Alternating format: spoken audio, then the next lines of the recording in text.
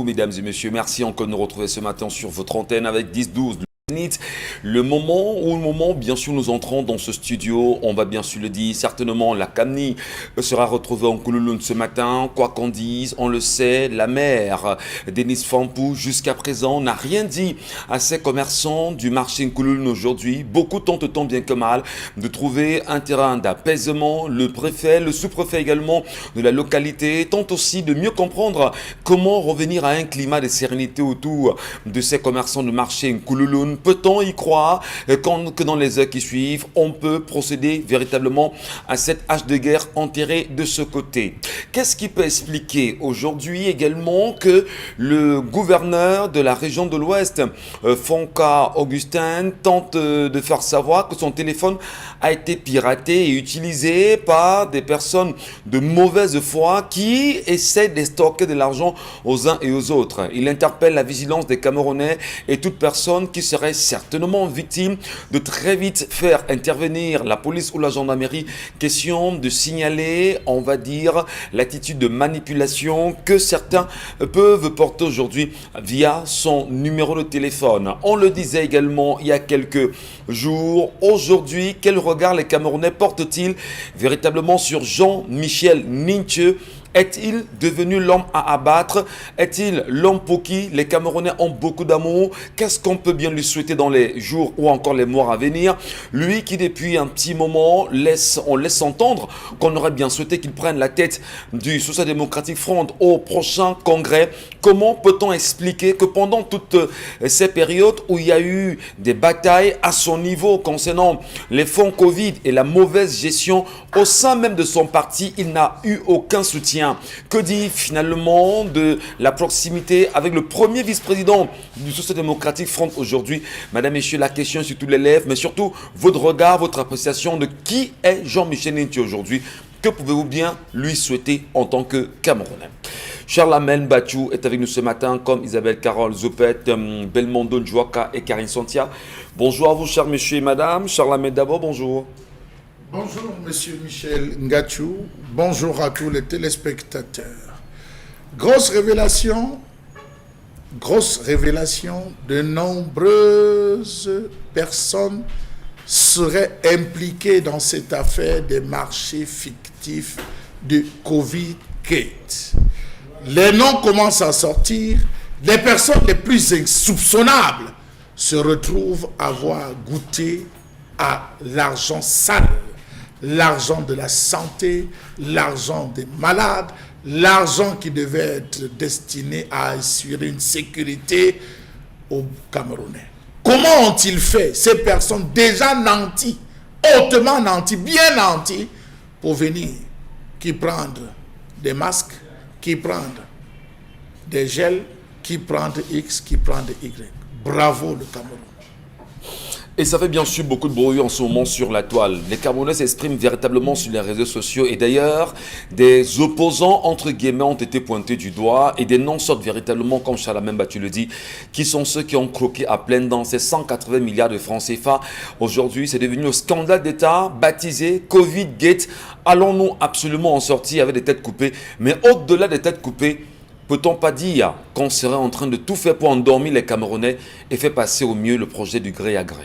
Bonjour à vous, Belmondo Njouaka. Bonjour Michel Ngachou, bonjour Charles-Amel, Isabelle Carole, Karine Santia et bonjour à tous les téléspectateurs d'Equinox Télévision et des 10-12, le Zénith. Ce matin, je me pose la question, ce que veut l'OMS exactement pour l'Afrique. C'est vrai, on avait prédit une catastrophe pour l'Afrique, mais on se rend compte que l'Afrique, c'est le continent le plus épargné.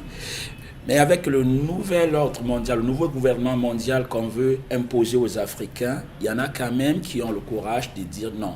Je salue ce matin le gouvernement du Malawi qui a décidé de détruire 20 000 vaccins AstraZeneca parce que périmés. Voyons leur envoyer les vaccins périmés, mais l'OMS a quand même dit, vous pouvez quand même utiliser ça.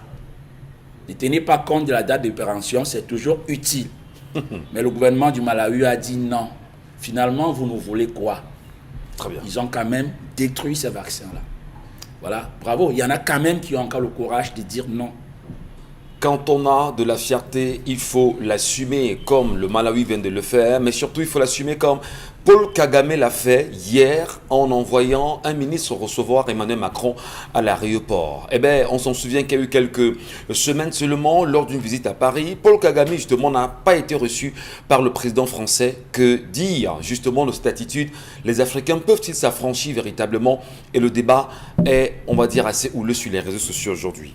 Isabelle Carros-Dupet, bonjour. Bonjour à vous Michel, bonjour à ceux qui regardent le programme encore ce matin.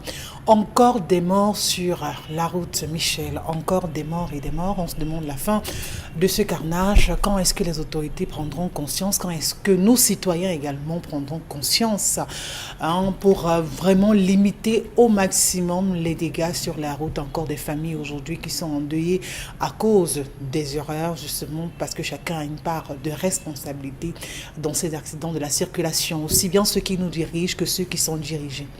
Alors, accident c'était où? Il y a eu combien de morts? Bon, les chiffres côté mort, ça va vraiment d'une personne. Il y a encore beaucoup de supputations, mais il faut noter quand même que c'était non loin, justement, du côté de Pindamboko. Encore, c'était hier soir, c'était vraiment de cette mort. très... Les images sont vraiment très atroces. Merci beaucoup. Bonjour à vous, Karine Santia. Bonjour Michel Ngachou, bonjour aux téléspectateurs. C'est vrai que beaucoup d'Africains, de Camerounais ont giblé hier le fait que le président Macron soit reçu par un ministre rwandais. Maintenant, il faut poser la question et aller un peu au fond de cette affaire. Il ne faudra pas rester de manière superficielle et commenter parce que les images ne suffisent pas pour faire la politique. Alors, Michel, j'aimerais bien qu'on entre dans l'histoire du jour. Allons-y rapidement. Alors, l'histoire du jour, c'est l'histoire de Stella. Elle est en couple avec Emmanuel depuis déjà plus de 10 ans. Ils ont 3 enfants et au début de la relation de Stella et Emmanuel, la maman d'Emmanuel n'était pas d'accord. Elle n'a jamais voulu de Stella dans la vie de son fils. Il faut dire que les deux touterons ont quand même essayé, ils ont forcé et ils ont eu leurs enfants. Et à un moment donné, la maman de Stella vivait quand même, donc elle tentait quand même des stratégies de communication avec la maman d'Emmanuel de temps à autre. Donc, il lui arrivait d'aller rendre visite à l'autre belle-mère et ainsi de suite. Donc, la tension était quand même un peu plus douce. Entre belles-mères? Oui, entre belles-mères. Elle était quand même un peu plus douce avec que Stella avait une épaule sur laquelle elle pouvait parfois reposer cette tristesse puisque sa maman vivait encore. Mais sa maman ne vit plus. Et depuis que sa maman ne vit plus, c'est quand même très difficile parce que à un moment, il y a 4 ans, Emmanuel a abandonné Stella. Il s'est remarié, marié traditionnellement et légalement, parce qu'avec elle, il n'a jamais toqué la porte. Et il s'est marié légalement. Et 3 mois après, ils se sont séparés. Ils ont divorcé carrément et devant la loi, ils ont encore divorcé. Et Emmanuel est revenu vers Stella pour demander des excuses et Stella a accepté.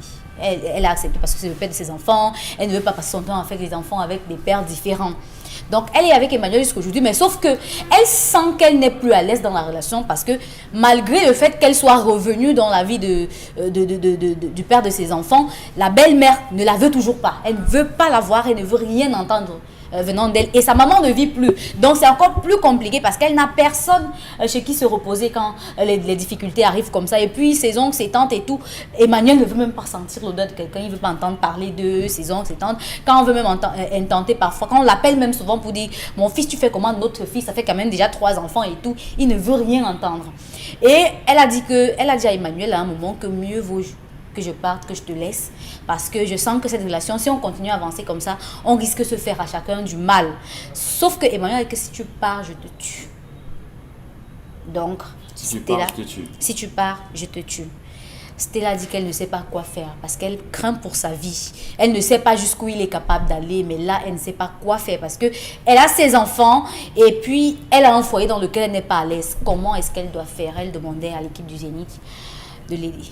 Bon, en même temps, l'équipe du Zénith, c'est des points de vue, c'est des explications, c'est des analyses. Et on reste objectif, sans prendre de position, et chacun dit ce qu'il pense. Et on a également les réactions de nos téléspectateurs qui sont très nombreux, qui vont d'ailleurs nous les laisser sur les pages Equinox TV, pour ceux qui nous regardent sur Facebook ou encore à travers le contact qui va s'afficher au bas de l'écran en guise de SMS ce matin. comment comprendre la réaction, du moins la gêne de cette femme aujourd'hui? Elle vit avec un homme, 3 enfants aujourd'hui. Après tant d'années, ce dernier n'a daigné prendre la peine justement de l'épouser. Et malgré le fait que sa maman, la maman de l'homme, ne veuille justement pas l'accepter, elle, la fille, au sein de leur vie. Sortir quand même de sa relation, aller se remarier, divorcer, revenir voir la mère avec qui on a fait 3 enfants et qu'elle vous accepte en même temps, on peut quand même signifier ceci, qualifier ceci de signe de beaucoup d'amour. Pourquoi la belle-mère ne serait-elle pas flexible? Pourquoi l'homme tente-t-il de menacer la femme en lui disant que si jamais tu me quittes, je vais en finir avec toi? Qu'est-ce qui peut animer les hommes ou certains hommes à de telles réactions? On en parle ce matin. Karine, puisque vous nous ramenez le sujet, moi je commence justement par vous. C'est malin ça. Vous l'avez certainement mieux compris que nous. Certainement vous avez fait des analyses. C'est sûr. Premièrement, on se demande, mais qu'est-ce qui peut expliquer que la belle-mère, premièrement, ne veuille pas voir cette fille auprès de son fils? Premièrement. Je ne sais pas. À votre avis, Peut-être que la belle-mère, peut-être que les tribus sont différentes et puis la belle-mère, elle suppose qu'ils ne seront pas compatibles. C'est peut-être. Ou alors, oui, on va rester que dans des hypothèses. Ouais. Ou alors la belle-mère a trouvé que la fille n'est pas assez bien pour son fils tout court. Peut-être que son fils, c'est un super homme et puis cette fille ne mérite pas son fils parce qu'il y a des mamans comme ça hein, qui disent souvent que tu n'as pas le niveau de rester avec mon fils. Mais pour entrer dans cette histoire profondément, c'est une relation toxique. Une relation toxique parce que vous n'avez pas à insister dans des mariages qui vous enlèvent votre sourire. Quand on se marie, c'est pour être heureux. Quand on rencontre quelqu'un avec qui on a fait des enfants, on veut faire des enfants, c'est pour être heureux. Quand vous avez déjà jusqu'à 3 enfants avec quelqu'un, ça veut dire que la relation, elle est sérieuse, elle est importante. Elle tend vraiment pour finir, pour que les 2 personnes finissent leur vie ensemble. Maintenant, quand à un moment donné, la personne succombe, vous abandonne tranquillement, il va se marier légalement avec une autre femme. Et puis, quand ça ne donne pas là-bas, vous voyez que vous êtes la roue de secours d'un homme qui ne vous mérite même pas. Lui, il ne vous mérite pas parce qu'une femme ne peut pas rester dans un couple pareil et laisser que ses enfants vivent les allées et venues de leur papa. C'est pas normal. Ce n'est pas nécessaire. Et puis, quand quelqu'un commence déjà à vous dire que tu pars, je te tue, vraiment, il faut éviter de penser que vous avez à quémander l'amour de quelqu'un. Parce que ça, c'est supplier l'amour, mendier l'amour. C'est vrai qu'il y a des gens qui en ont besoin, on ne peut pas vivre sans amour. C'est bien quand on est accompagné, c'est bien quand on a quelqu'un dans sa vie. Mais il faut bien accompagner. Oui, mais il faut être bien accompagné. Parce qu'il n'y a pas quelqu'un qui est tout blanc. Vous voyez, pas quelqu'un qui est tout blanc. Chaque couple, chaque relation a ses hauts et ses bas. Mais à un moment donné, si ces hauts et ces bas ne peuvent pas servir à ce qu'il y ait de l'équilibre pour votre famille, ça ne servira à rien de rester ensemble. Fondamentalement, lorsque vous le dites, il y a qu'elle a 3 enfants comme avec ce monsieur. Oui. Et elle vous fait savoir que son souci, c'est de ne pas faire autant d'enfants avec des papas différents. Elle n'a pas besoin de continuer à en faire. Et elle se dit quand même qu'il faudrait qu'elle ait un toit avec un homme et des enfants qui doivent être encadrés de toutes les façons. Les enfants ne sont pas encadrés dans ce genre de cas. Ils ne sont pas encadrés. Ce n'est pas parce que vous vivez avec quelqu'un qu'il prend soin de vos enfants. Hein. Non. Si un homme vous dit que si tu pars, je te tue, c'est pas parce qu'il est un bon mari ou c'est pas parce qu'il vous aime, c'est pas par amour. C'est un cynique. C'est un cynique. C'est quelqu'un qui est capable de vous ôter la vie à n'importe quel moment. Ce n'est pas quand vous partirez qu'il le fera. Un jour, il ne sera pas content et il le fera. Et vous allez dire quoi? Que vous vouliez faire les enfants avec un seul homme. Ça sert à quoi de vouloir faire les enfants avec un seul homme si vous ne serez pas heureux et avoir la garantie, et vous n'aurez pas la garantie que ces enfants auront une très bonne éducation. On ne mendie pas l'amour, surtout quand la personne ne vous valorise pas. Il y a les services sociaux, puisque votre vie est déjà en danger. Vous attendez la prochaine fois qu'il vous dira que si tu pars, je te tue, vous-même vous occasionnez la situation. Quand il le dira, vous enregistrez et vous allez vers un service social. Vous dites que vous êtes dans un couple où vous subissez des menaces de mort. Et à partir de ce moment-là, on pourra lui donner une injonction d'éloignement. Ils ne sont pas mariés. Non, mais ils sont en couple, ils vivent ensemble dans la même maison. D'accord, c'est vrai que la législation c'est 10 ans de relation. C'est vrai que la législation prévoit simplement que si vous avez déjà fait 6 mois avec un homme ou une femme sous votre maison, avec un homme justement, vous en tant que femme, vous êtes considéré comme marié en réalité.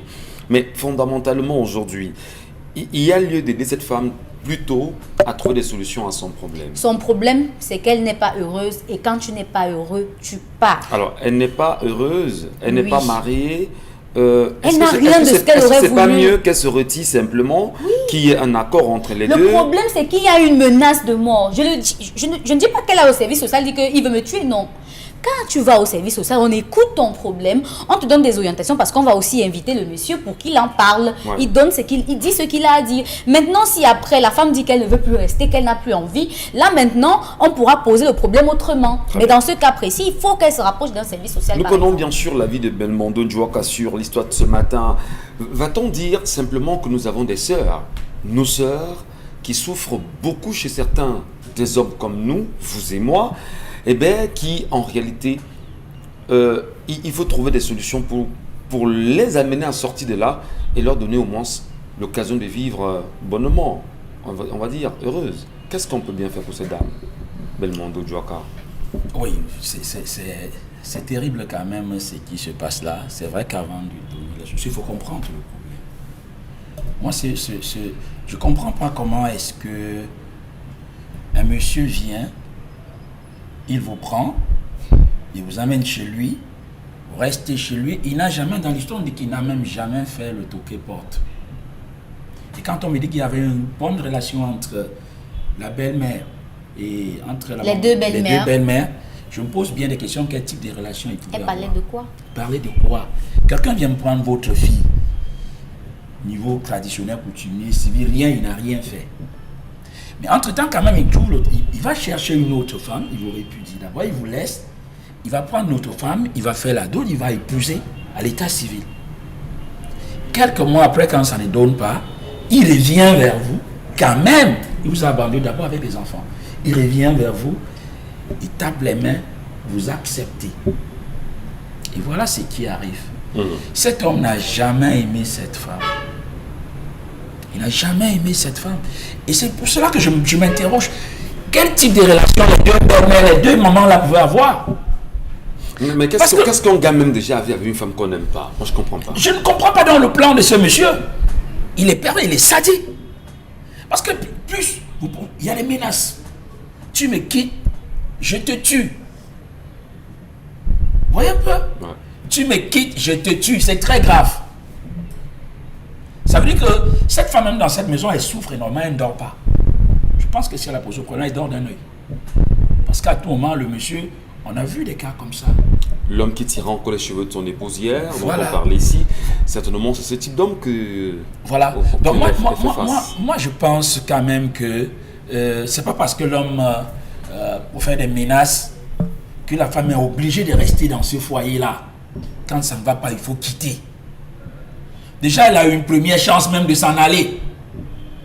À partir du moment où l'homme a abandonné cette femme, c'était là. C'était bon. C'était bon. C'était une libération pour elle. Elle aime l'homme, l'homme ne l'aime pas. Ouais, ben l'amour c'est réciproque. L'amour c'est deux êtres qui s'aiment. Elle ne se contrôle pas. Voilà, il faut se poser des questions. Qu'est-ce qu'elle veut elle-même? Aujourd'hui, on lui dit que quitte, elle dit non. Non, je ne veux pas aller voir un autre homme parce que je ne veux pas que mes enfants aient des pères différents. Donc on te donne le diable parce que c'est le diable qui a fait le premier enfant. Le deuxième enfant, tu le fais avec le même diable. Le troisième, parce que tu ne veux pas avoir des pères. Non, ce n'est pas une raison ça. C'est un projet de vie. Alors, on a vu des femmes mariées dans des foyers bien portantes qui ont des enfants, qui ont fait des enfants avant de se marier. Et pourtant, le couple fonctionne bien. Donc, ce n'est pas une raison. La raison qu'elle évoque en disant c'est parce que je ne veux pas avoir plusieurs papas pour mes enfants. Non. Ça ne tient pas pour vous. Ça ne tient pas. Alors, qu'est-ce qu'on peut faire justement? Qu'est-ce que vous lui dites concrètement pour qu'elle puisse retrouver la sérénité? Et comment peut-elle s'exclure si jamais c'est une solution pour vous de cette relation? Oui, d'ailleurs, elle pouvait, quelqu'un appelait, on disait qu'elle n'est pas mariée à l'état civil. C'est vrai que la législation prévoit, si vous avez fait 6 mois, mais la même législation ne prévoit pas que vous êtes obligé de rester là, même quand on vous torture. Ouais. Donc, je pense que simplement avec, Karine a évoqué quelque chose là, on peut faire des enregistrements de ces menaces-là.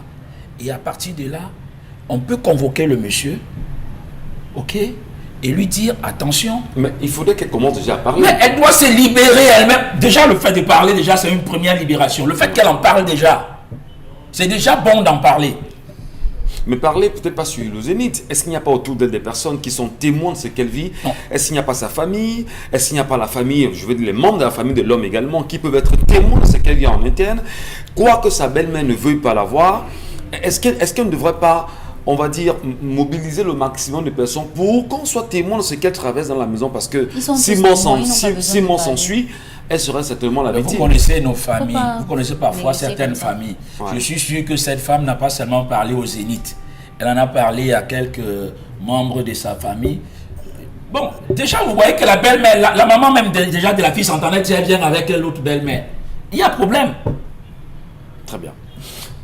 Deux belles-mères qui s'entendent très bien, Isabelle Carole Zoupet, et que par la suite, votre fille quand même est chez l'autre, enfin chez le fils de l'autre. Et pourtant, elle n'est pas mariée. Les belles-mères en réalité devraient s'accorder pour dire, comme Chalamel nous dit ce plateau, monsieur, laissez qu'on cherche vos épouses. En réalité, elles devraient s'accorder. Est-ce qu'on peut dire qu'il y a eu hypocrisie, premièrement, entre les deux belles-mères, dans un premier temps, et deuxièmement, qu'est-ce qu'on peut faire véritablement pour aider cette femme à retrouver la paix avec elle-même? Votre point de vue? Aider comment? Moi, je veux bien comprendre comment l'aider. On est des personnes qui ont besoin qu'on les aide. On n'aime pas les personnes qui ne veulent... Puisqu'elle pose un problème ce matin. matin. On n'aide pas les personnes qui n'ont pas besoin d'aide. Elle n'a pas besoin d'aide. Moi, je ne trouve pas qu'elle a besoin d'aide. Pourquoi? Oui, parce qu'elle choisit elle-même de rester dans ce puits, dans ce trou, donc elle assume. Quelle est l'aide dont elle a besoin? L'amour, elle a l'amour auprès d'elle. Elle veut quoi? Ses enfants, elle a ses enfants auprès d'elle. Elle veut quoi? Un mari, lui, il est revenu à la charge, elle a accepté. Michel Ngachou, on ne consomme pas son vomi. Une fois que vous avez rejeté, vous ne rejetez pas pour avaler. Ça ne se passe pas comme ça. Ouais. Donc, une fois qu'on est passé à autre chose, on est passé à autre chose. Maintenant, si vous décidez d'aller à autre chose, de revenir sur vos pas et tout, ben vous assumez les conséquences. Comment on fait pour être avec un homme, faire 3 enfants, ne pas être marié? Comment on fait? Moi, je veux comprendre comment on fait pour... Il y en a. Pour arriver à ce stade-là. Comment on fait pour rester avec un homme? Je sais combien d'années on nous a dit 10 ans et plus. 10 ans et plus. Il n'a rien fait. Même toqué porte, il n'a rien. C'est ce que je dis. Moi, je veux comprendre. Comment on fait même pour rencontrer ce genre d'homme? Vous les rencontrez où? Déjà. On rencontre ce genre d'homme où? Non, sérieux, moi je ne sais même pas où on rencontre ce genre d'homme. Vous faites 10 ans avec lui, 3 enfants, il ne vous épouse pas. Vraiment que les filles commencent à changer de milieu, changer d'endroit où elles vont, pour ne pas côtoyer ce genre de personnes. Oui, parce que tout part de là, il faut faire l'effort. Michel, quand on vit, il y a une catégorie de personnes qu'il faut faire l'effort de ne pas rencontrer dans votre vie. Parce que justement, c'est votre parcours qui va prendre un coup. 10 ans de mariage, et puis c'est 15 ans de mariage, 3 enfants, pas d'acte, rien, aucune volonté. Conséquence des courses, mais il a compris que c'est une personne qui était assoiffée de mariage, c'est une personne qui était assoiffée de l'amour, c'est une personne qui était mendiante, c'est une personne qui voulait à tout prix et à tous les prix dire ok d'accord, j'habite chez tel homme. Et parfois elle commence à dire que je suis Madame Bachou. Pourtant ils n'ont vraiment, ils ne sont jamais allés dans une mairie. Mauvais exemple. Donc, tout simplement pour dire, cette femme ne sait pas donner de la hauteur. C'est très important dans une relation, se donner de la hauteur, se faire valoir, dégager les valeurs qu'on en soit, dégager ses principes, pouvoir les respecter, s'assumer et soi-même servir d'exemple. Donc pour vous, il n'y a pas de solution pour elle? Il n'y a pas de... C'est ça que je veux. On ne mange pas son vomi, Michel. Donc quand on a... Elle ne devait pas... Oui, on avance, on a avancé. Vous avez qu'un homme de 10 ans, il ne vous épouse pas. Après, je ne sais pas, 3 mois de relation, il va épouser une autre mairie, église et tout ce qui va avec. Maintenant, ça capote de l'autre côté, il divorce. Ah ok, d'accord, il se rappelle qu'il était avec vous. Il refait surface dans votre vie. Et vous, comme vous ne l'attendez que lui, comme c'était prévu que le restant de vos jours sur terre, ce ne sera qu'avec lui, alors là, vous restez. Il ne faut pas que les femmes soient frustrées, soient complexées, soient grippées, soient constipées dans leur cerveau. Ça ne se passe pas comme ça. Il faut qu'elles aient une certaine liberté d'esprit. C'est là où ça commence l'émancipation de la femme. On parle tous les jours d'égalité de sexe et tout ce qui va avec. C'est pas le débat ou encore le challenge à mener pour la femme, c'est de pouvoir s'affirmer, de pouvoir travailler, de pouvoir être indépendante et de pouvoir vraiment recourir à ses choix. Choisir l'homme qu'on n'aime pas, l'homme que vraiment que vous vous imposez parce que vous n'avez pas de choix, vous n'avez pas d'abri, vous n'avez pas où manger et tout, que ça plaise à mon voisin ou pas, ce que je dis, je l'assume. Eh bien, on comprend bien que vous avez 2 voisins, vous êtes entre 2 voisins quand même, en même temps. Je ne sais pas si on s'adresse à Belmondo Njouaka ou si on s'appelle à Charles Amel Bachou. Alors, Charles Amel, il y a lieu de trouver des solutions pour cette femme ce matin, mais il y a surtout lieu d'assainir, on va dire, les mentalités sociologiquement parlant. Il y a lieu d'amener les Camerounais, les Africains, les êtres humains qui vivent dans ces conditions à en sortir, à respecter la femme, les honorer. Si on n'aime pas, on se met de côté quand même, non, monsieur Bachou? Si on était à l'Assemblée nationale, j'aurais applaudi les paroles de ma voisine de gauche. J'aurais applaudi M. Michel Ngatsou parce que c'était un dialogue véritable, mais digne des tribunes occidentalisées. M. Michel Ngatsou, il y a des gens qui portent des noms de la malchance. Vous avez un nom. Votre nom signifie la mort. Votre nom signifie la souffrance. Votre nom signifie la douleur. Votre nom signifie ça vous accompagne dans votre vie. Vous avez des gens qui portent en eux, M. Michel Ngatsou, le germe de la souffrance, c'est-à-dire que les choses n'arrivent pas facilement. Vous avez des gens comme ça que il faut qu'ils refassent pour réussir. Ces choses n'arrivent pas facilement. Ce n'est pas au premier, parce que on dit au premier jet qu'il réussit. Vous avez des femmes, M. Michel Ngatsou, qui portent des malédictions. La malédiction peut venir de la 5e génération, ça peut venir de la 4e, ça peut venir de la 3e, ça peut venir de la 2e. Vous avez des femmes qui ont fait même des relations, qui ont eu des relations avec des gens pendant 20 ans, avant qu'on les épouse. Vous avez des femmes qui, dès le premier regard, tchac, elle est dedans. On ne parle pas du mariage comme on parle d'une équation mathématique, x plus x égale 2x. Monsieur Michel Ngatsou, non. Il y a tellement de facteurs qui entrent dans cette affaire de mariage que le venir dit que vous faites comment avec un homme, 3 ans, 3 enfants, non, monsieur Michel Ngatsou, je ne veux pas le prendre. C'est son opinion, mais j'estime qu'il y a des gens même qui vivent, qui ont toute la volonté. Parfois, vous voyez quelqu'un, ils vont faire la publication des banques, tout est bien. Le jour du mariage, il fuit. La mariée est seule à la mairie, il ne vient pas lui. Vous vous posez la question, qu'est-ce qui s'est passé entre hier et ce matin? Le gars, lui, il est au champ. Vous appelez le qu'il il est tranquille dans son coin. Je connais une histoire pareille. Voilà, on appelle ça quoi, monsieur Michel Ngatsou? Il y a des choses. Alors, cette femme se retrouve forcément dans l'une de ces situations où on n'a pas su interroger les antériorités et les antécédents. Vous avez des parents pour qui épouser quelqu'un d'un clan est un problème. Épouser les gens de tel clan, c'est un problème. Vous allez voir, on va dire que les femmes de tel village bavardent trop. Elles ne restent pas en mariage. Elles mettent les fesses de leur foyer dehors. Vous allez entendre que telle autre, les femmes là aiment la bagarre. Les femmes là adorent la bagarre. Vous épousez une femme de tel village, elles adorent la bagarre. Tel autre va vous dire que les femmes de tel village, c'est des prostituées. Vous voyez, il y a toujours des choses qu'on dit sur les gens. Il y a des parents qui finissent par croire et prendre cela pour religion et vérité sans comprendre qu'il y a des choses qui peuvent s'aménager. Est-ce qu'on se retrouve dans ce cas? Il est plus facile d'organiser le mariage que de rester dans le mariage.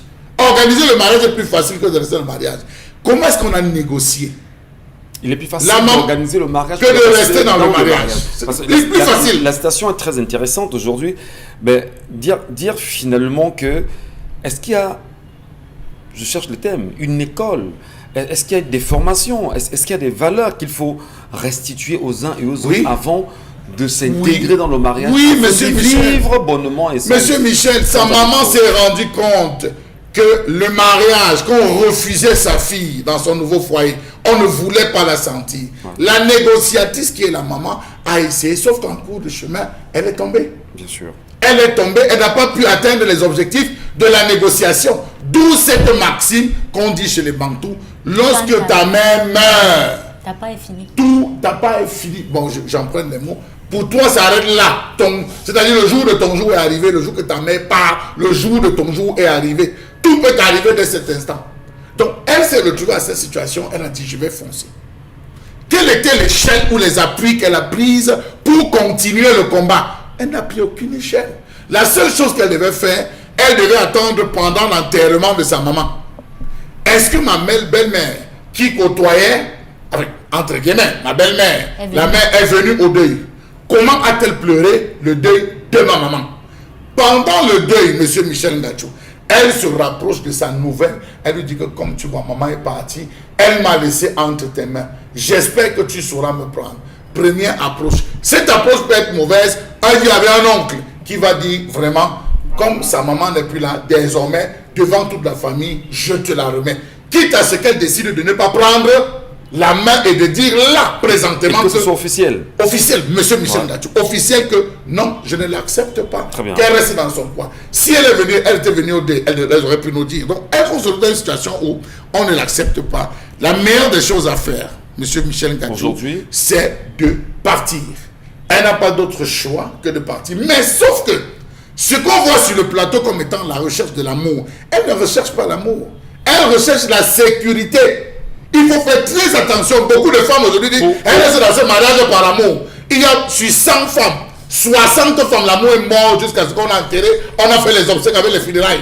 Elle reste plus pour la sécurité. C'est pour la sécurité. Non, je le dis. C'est pour la sécurité. Quand on n'est pas en mariage, on n'est pas en mais monsieur sécurité. Mbachou, Oui. vous ne direz quand même pas que sur le pourcentage que vous évoquez. Je vous dis, Dans monsieur cette dimension. Michel Ngatsou, sur 100 femmes, 60, on a fait le deuil. Faire les obsèques parce qu'elles vont planter les fleurs, arroser chaque jour sur les cimetières pour dire adieu. Elles vivent la sécurité. Beaucoup de femmes vivent plus la sécurité que l'amour dans le mariage. Alors là, Donc, c'est très cette grave ce que femme- vous dites, hein. Non, je dis, C'est cette très grave femme, quand même, hein. là où elle se trouve là, elle ne vit, Même elle la ne cherche sécurité, que... elle n'a pas. Non, elle ne recherche que la sécurité. Et la sécurité a commencé par le fait pour elle de dire, je ne veux pas faire plusieurs enfants avec plusieurs papas, des papas différents. Et j'apprécie et je félicite toutes les femmes qui le pensent. Vraiment, en cette période de fête des mamans, je leur tire un coup de chapeau. Ne partagez pas, restez avec un seul. Mais face à ce type de personnes, elle devrait se retirer tout Merci simplement. beaucoup. Prendre son cas, chercher les moyens, se lancer. Les services sociaux n'ont résolu aucun problème. Qu'elle évite les services sociaux. Très simplement, qu'elle aille voir la maman, elle dise à la maman que, écoute, je quitte ton fils. Tu voulais que je le laisse. Elle avec son fils, hein. Tu voulais que je quitte le gars là, je le quitte. Je te le dis aujourd'hui. Et dis-lui qu'il ne me suive pas. Comme je parle avec mes enfants. Elle se tourne et s'en va. Terminé. Elle fait terminer. Merci beaucoup, cher Lamé. C'est votre point de vue.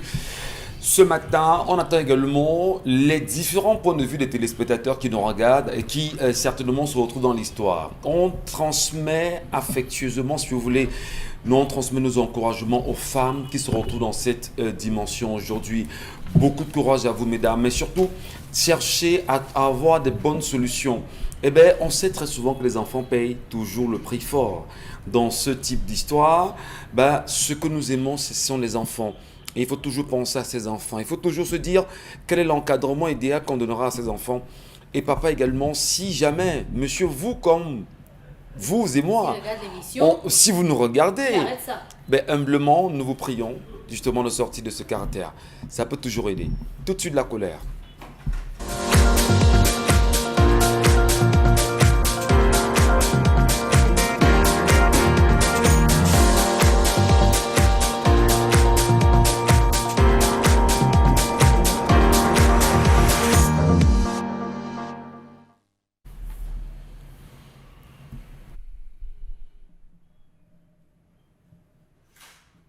Je m'interroge ce jour sur la question de l'exclusion des professeurs d'éducation physique et sportive et la mauvaise organisation des épreuves physiques et sportives pour les examens de l'année 2020-2021 au Cameroun. Que se passe-t-il au sein du système éducatif camerounais? La question, je vous la pose. Le coronavirus est venu mettre désormais à jour toutes les tares, les véritables tares du système éducatif dans ce pays. Comment comprendre la façon complètement hors norme avec laquelle les épreuves DPS ont été et seront gérées lors des sessions d'examen dans ce pays? Depuis l'année dernière, à la faveur de la survenue du coronavirus, Nalova Lyonga a décidé que les épreuves physiques et sportives aux examens officiels seront suspendues pendant que les snack bars, les bars, les marchés, les salles de classe, les églises sont bondées de monde. Elle a décidé d'annuler les épreuves physiques et sportives. Et les notes attribuées aux candidats devront désormais tenir compte de la moyenne des notes des épreuves écrites réalisées durant l'année scolaire. Bravo, bravo à Madame Nalova Lyonga, parce qu'au moment où elle prend cette décision, l'ensemble des parcours Vita sont bondés de monde tout le matin à partir de 4h à 5h pour des gens faisant des exercices. Qui cherche-t-elle à protéger? Point d'interrogation. Cette année encore, dans une circulaire, elle a précisé que elle a précisé 2 points, je cite, eu égard à la difficulté d'organiser les épreuves pratiques d'éducation physique et sportive dans les délais impartis, d'une part, et l'enseignement relatif à l'EPS théorique dans tous les établissements scolaires présentant des candidats aux examens d'autre part, j'ai l'honneur de vous demander, 2 points, d'instruire les chefs d'établissement de votre ressort d'organiser le contrôle continu de fin d'année en EPS sur le modèle d'examen pratique avec un atelier.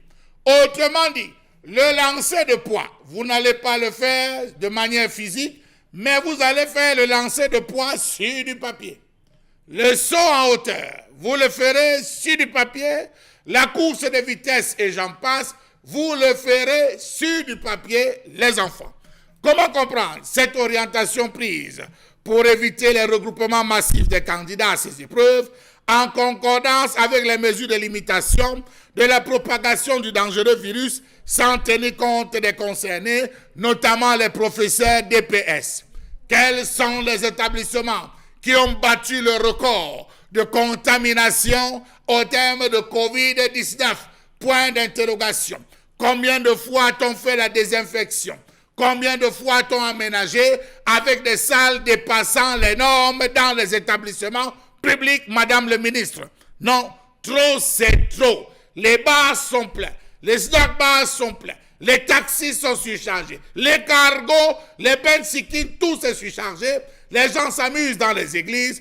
Vous choisissez d'interdire les épreuves physiques et sportives au nom d'un Covid-19 qui pose des problèmes. Savez-vous que pour l'année 2021, les responsables en charge de l'organisation des examens officiels ont encore remis ça, un paradigme nouveau qui contraint les enseignants d'EPS, éducation physique et sportive, à n'avoir plus aucune influence sur l'organisation des examens officiels. Même à ce niveau, on leur a dit, les profs d'EPS, c'est quoi? Quitter de cette affaire, laisser désormais aux enseignants. Ce système repose sur quelles dispositions textuelles?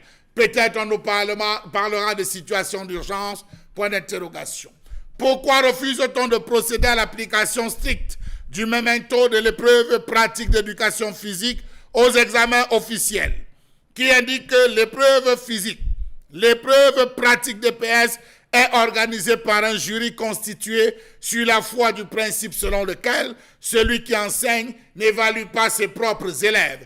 On pouvait les organiser comme dans des amphis en groupe pour pouvoir faire passer très simplement, comme cela se fait ailleurs, de la lettre A, lundi lettre A, mardi lettre B, mercredi lettre C, jeudi mettre jusqu'à la lettre Z.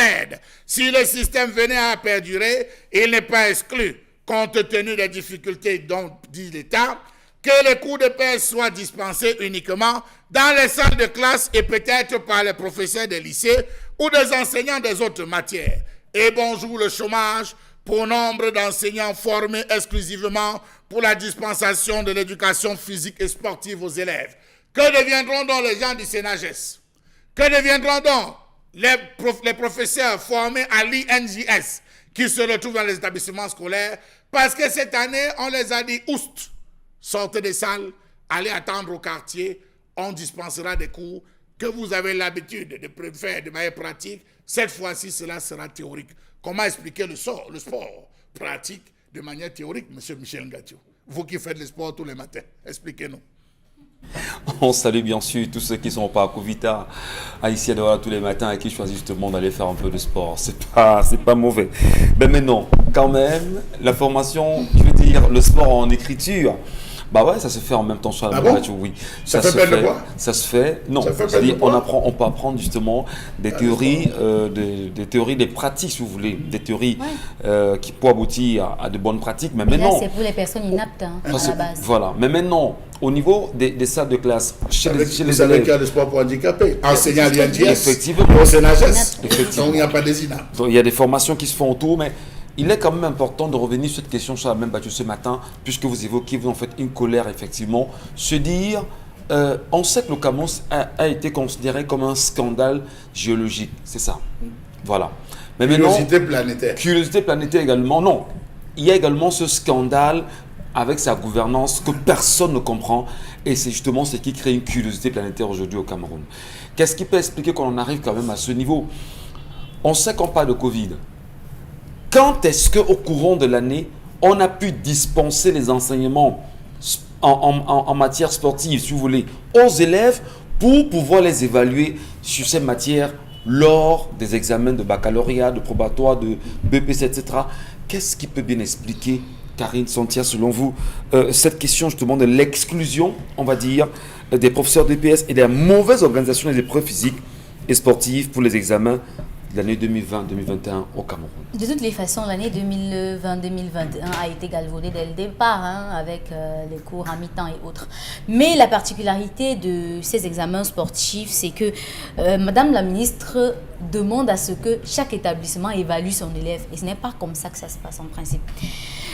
Normalement, les dispositions légales en la matière, le memento du 3 mai 2013 stipule que celui qui enseigne n'évalue pas ses propres élèves aux examens officiels. C'est la raison pour laquelle, lorsqu'on fait des examens, plusieurs établissements, par exemple, si vous êtes en terminale A espagnol, il y a au moins 4 établissements de terminale A, 4 établissements de terminale A espagnol qui se retrouvent dans un centre d'examen. Les enseignants viennent de partout, même pas de ces centres d'examen-là, de partout, pour vous évaluer. Vous verrez un enseignant, par exemple, du lycée technique de Koumassi, qui sera obligé d'aller évaluer les élèves, par exemple, à Japoma. Vous voyez, vous verrez un enseignant par exemple du lycée de Banda qui ira évaluer les élèves en Konsamba. Donc ça dépend vraiment de comment est-ce que votre département est organisé. Mais la vérité c'est que là c'est galvaudé parce que les enseignants dans ce contexte-ci vont évaluer eux-mêmes les élèves.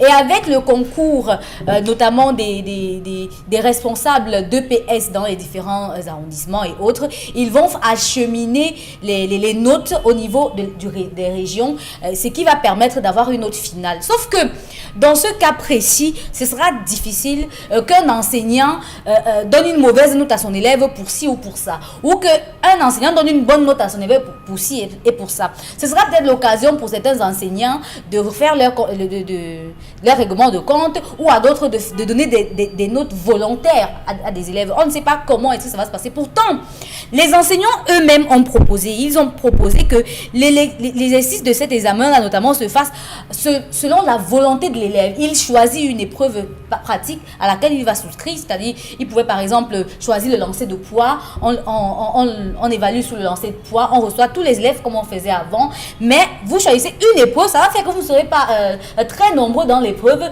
vous finissez l'épreuve, vous rentrez. Celui qui choisit la gymnastique, dès qu'il finit la gymnastique, il rentre. Celui qui choisit par exemple la vitesse ou la résistance, il finit la résistance et la résistance et il rentre. Vous voyez un peu, c'est ce que les enseignants eux-mêmes ont proposé, parce qu'il y a eu une rencontre entre l'organisation des enseignants d'EPS et le ministère des enseignements secondaires et le ministère les responsables du ministère des Sports. C'est là où cette proposition a été faite. Maintenant, on ne comprend pas comment Madame la ministre décide unilatéralement de faire cela. Pourtant, les enseignants d'EPS ne dépendent pas de son ministère. Les enseignants d'EPS dépendent du ministère de la jeunesse et des sports. Voilà. Et là-bas, il y a des centres qui forment les élèves. Il y a le CNAGES et puis des enseignants de sport, il y a le CNAGES et puis il y a l'INJS. Donc, c'est à l'INJS au ministère des Sports que tout cela aurait dû être organisé afin que de manière collégiale, au ministère de l'enseignement secondaire, on établisse un bon programme. Mais finalement, elle a décidé cela toute seule. Est-ce que c'est justement pas ce dont on parle ici depuis des semaines, des mois, ou pratiquement depuis quelques années, Belmondo Njouaka, l'attitude vraiment que la ministre qui nous regarde ce matin n'ait pas l'impression qu'on fait une fixation sur elle, mais nous parlons bien sûr du renouveau, nous parlons du gouvernement, et pour chuter sur le ministère des enseignements secondaires, elle n'est vraiment pas là d'avoir des exemples palpables sous les yeux qui nous montrent qu'on est dans un projet d'assassinat collectif avec objectif réel, tuer l'école au Cameroun pour empêcher justement que des gens réfléchissent profondément. Comment vous expliquez de pareilles décisions unilatérales qui n'apportent rien, peut-être qu'à rendre bêtes nos enfants aujourd'hui? Moi, je pense que Karine à parler de beaucoup de choses là. Moi, je vais toucher un autre volet. Moi, je vais être direct. Je ne veux pas contourner. Tout ça, c'est du vol organisé. Tout ça, c'est pour nous voler de l'argent, c'est pour détourner. Comment ça? Mais attendez. Vous voyez, tout un ministre qui se lève un matin et qui suspend les épreuves physiques, sportives, aux examens. Pourtant, il y a un budget pour ça. Il y a un budget pour ça. Ouais. On ne vous a pas dit tout le budget. On dit que les enseignants maintenant vont évaluer eux-mêmes leurs élèves. OK? Ouais. Donc, il n'y a plus ces épreuves-là physiques. Il y a un budget alloué pour ça. Madame la ministre ne nous a pas dit où ce budget va partir. Je vous prends un autre cas. Toujours concernant ce ministère-là. Vous comprenez que tout ça, c'est fait à dessein pour nous détourner. On a pris le Covid, on en revient. Les Jeux FENASCO sont suspendus. On a dit qu'il n'y en a pas. Je vous rappelle qu'il y avait un budget pour les Jeux FENASCO. Qu'elle aurait renvoyé ailleurs. Madame la ministre a demandé qu'on utilise... Elle travaillait ça collégialement avec le Conseil des sports. Et poursuivons. Madame la ministre a demandé que on va utiliser ça pour désinfecter les salles, les plans des établissements. OK? Mais sauf qu'en partageant l'argent du Covid, on a encore donné pour le MINESEC. OK? Le MINESEC a également perçu de l'argent pour le Covid. Mais on vous a déjà dit que l'argent du FENASCO allait servir à désinfecter les établissements scolaires. Où est parti donc l'argent du Covid? Bon, vous faites une fixation sur l'argent aujourd'hui. Bon, parce que là, il y a plus de Jeux FENASCO. Vous estimez qu'il y a un budget pour faire ce travail. Oui. On ne dit pas exactement aux Camerounais, ou du moins à ces enseignants d'EPS, ce qui va en être de ce budget-là. Effectivement. On les exclut et puis maintenant on évalue les simplement. élèves sur du papier. Très bien. Donc, ce qu'on allait payer ces chers professeurs d'EPS avec, allez chercher où ça va. Ouais. On vous explique bien. On explique rien à ces pauvres professeurs. Les perdièmes sont... C'est un budget, c'est partie du budget. Mais c'est déjà allé quelque part. C'est pareil, vous allez à la présidence. Il n'y a plus de grandes parades du 20 mai. Quand on a voté le budget à l'Assemblée nationale, on prévoit les parades, on prévoit tout ça, les cérémonies de présentation des vœux au chef de l'État, au palais de l'Unité. Tout ça, c'est budgétisé. Mais quand on suspend tout ça, on ne bouge pas. Et l'année d'après, on revote le même budget. Et personne ne se demande qu'est-ce qu'on a fait du budget précédent. Donc, comprenez donc que tout ça est fait à dessein. Très bien. Tout ça fait à dessein, c'est pour nous détourner et encore détourner. Moi, je n'ai pas d'autres explications par rapport à ça. Vous semblez très courroucé. Ouais. Alors, Isabelle Carole, vous n'êtes pas courroucé, vous non plus. Bien, vous appréciez quand même, on va dire, ces mesures de Pauline Alobayonga aujourd'hui, mais qui laissent croire réellement que, avec tout le respect que nous devons en tant que professeurs, qu'il y a un autre projet qui n'a rien à voir avec les besoins réels des Camerounais, surtout l'éducation que devaient avoir nos enfants, nos petits frères aujourd'hui, et petites sœurs aussi. Je crois que vraiment, elle a touché plus d'un, notamment ceux qui exercent dans le domaine, c'est-à-dire que par exemple, les épreuves physiques et sportives, notamment des enseignants de sport, tout d'abord, qui se sentent un peu comme choqués, qui se sentent un peu comme lésés, qui se sentent un peu comme les moins aimés dans une famille ou encore dans une maison. Parce que pourquoi vous prenez une telle décision? Vous voulez parler de la pandémie qui justement gagne du terrain actuellement, c'est de ça, c'est la principale raison. Mais si c'est la principale raison, dans quelles conditions est-ce que les élèves font cours? Il y a des établissements scolaires où il n'y a même plus de seaux d'eau à l'entrée, hein, Michel Ngatou. Ça, c'était en septembre qu'on voyait, quand vous arrivez le matin, il y a les seaux d'eau à l'entrée, il y a des gels hydroalcooliques, on vous prend la température et tout. Allez dans n'importe quel établissement à l'heure où je vous parle. Vous n'aurez... Voilà, on ne va rien vous demander de tout ça. C'est-à-dire que le Covid n'est plus d'actualité dans ces établissements scolaires. Allez voir comment ces élèves sont assis dans les salles de classe. Comment est-ce qu'ils font cours? Pendant les pauses, comment est-ce qu'ils s'agglutinent à la cantine? Parce que vous avez 2-3 personnes qui vendent du pain chargé. Ils sont tous agglutinés, vous avez 45 minutes, tout le monde veut manger, tout le monde veut être servi. Permettez, petite parenthèse. Alors, ces enfants passent des journées ensemble dans les établissements, pendant les récréations, mais la ministre trouve quand même nécessaire d'exclure, on va dire, les épreuves physiques de sport. Parce qu'elle veut les protéger du Covid. C'est incroyable quand même. C'est pour ça que je dis que Ils ne sont même plus à l'abri de cette pandémie. Donc, pourquoi maintenant dire qu'ok, d'accord, c'est au niveau des épreuves physiques et sportives que ça va se passer? Encore que, j'aime d'abord savoir ces décisions, parce que même s'il faut parler de vraiment des mesures pour justement limiter la propagation de la pandémie, il faut noter qu'on ne peut pas avoir un élève. On ne peut pas me mettre dans une salle où je dois évaluer mon enfant pendant l'examen. C'est impossible. Je ne peux pas être dans la même salle. On sait que mes enfants sont là. Et c'est dans cette salle qu'on m'envoie. C'est-à-dire que c'est comme si on a une finale de la CAN et on dit que le Cameroun vraiment va arbitrer un match Cameroun-Côte d'Ivoire pour la CAN. Les juges sont camerounais. Vraiment. Est-ce que ça peut se faire, Michel? Est-ce qu'à un seul moment, on peut tolérer qu'un arbitre de la même nation qui participe soit vraiment là pendant ce match? Oui, on peut tolérer parce que... Ça, c'est ce que la Nova Langue avait Oui, on peut tolérer parce qu'au Cameroun, lorsqu'on organise les élections au Cameroun, Paul Biya contrôle le Conseil constitutionnel. Paul Biya contrôle toutes les institutions. Non, c'est pour vous dire. Je sais ce que vous dites. C'est que vous au Cameroun. Dans la politique, vous voulez mettre ça dans l'éducation. Je ramène ça justement en politique pour dire que lorsqu'on organise les élections au Cameroun, Paul Biya ne saura organiser les élections pour perdre. Comme Bongo nous le disait justement de son temps. Donc vous comprenez qu'on ramène cette logique justement au sein justement du ministère de l'enseignement secondaire. Mais c'est quand on fait les choses, hein, vraiment. On dit parfois, même quand on veut voler, on essaye de déguiser. C'est-à-dire que même le bandit en journée fait l'effort d'être à l'image de tout citoyen ordinaire. Et puis c'est la nuit maintenant qu'il commence à avoir d'autres vers. Donc pour dire vous ne pouvez pas être jugé parti, c'est impossible. Vous ne pouvez pas demander à un professeur d'élèves d'évaluer lui-même ses élèves pour un examen. Même celui qui est inapte sera apte ce jour. C'est impossible que ça se fasse. Parce que vous n'aurez pas... Il y a ce sentiment d'humanisme qui habite tout le monde, que vous le vouliez ou pas. Il sera difficile pour vous de mettre 4-2 à votre élève que vous avez encadré pendant 9 mois. Ce sera bien évidemment compliqué. Et on sait très bien que les établissements scolaires ont tendance à vouloir, bien évidemment, comme tout établissement normal, avoir un taux de réussite maximum. Donc, on profite donc pour les épreuves de PS. Ok, d'accord, c'est que si on pousse tout le monde à 18, à 19, ça pourra au moins compenser quand l'enfant aura justement des tares dans les autres matières et tout. Donc, vous voyez que les résultats seront...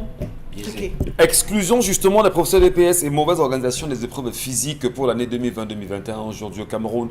On se demande finalement que nous veut le renouveau.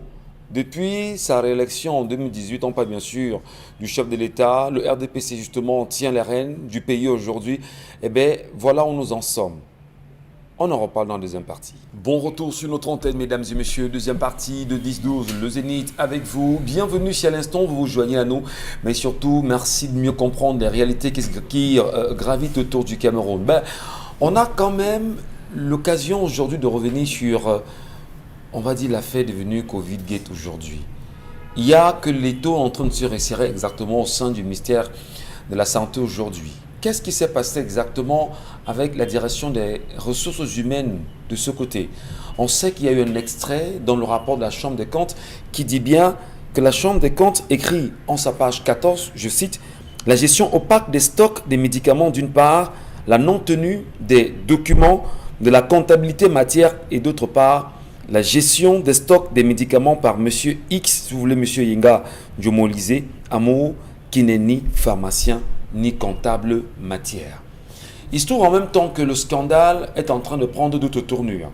Dans toutes les administrations aujourd'hui, chacun s'active à très vite épuiser l'argent du Covid-19 qu'il aurait stocké.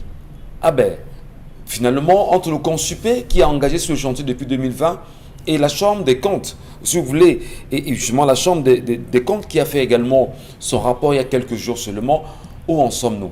Et même si dans la manipulation qui existe aujourd'hui, beaucoup de Camerounais estiment que le rapport qui a été donné n'est pas le rapport qu'on attend ou qu'il n'est pas le rapport qui a été validé justement par la haute juridiction.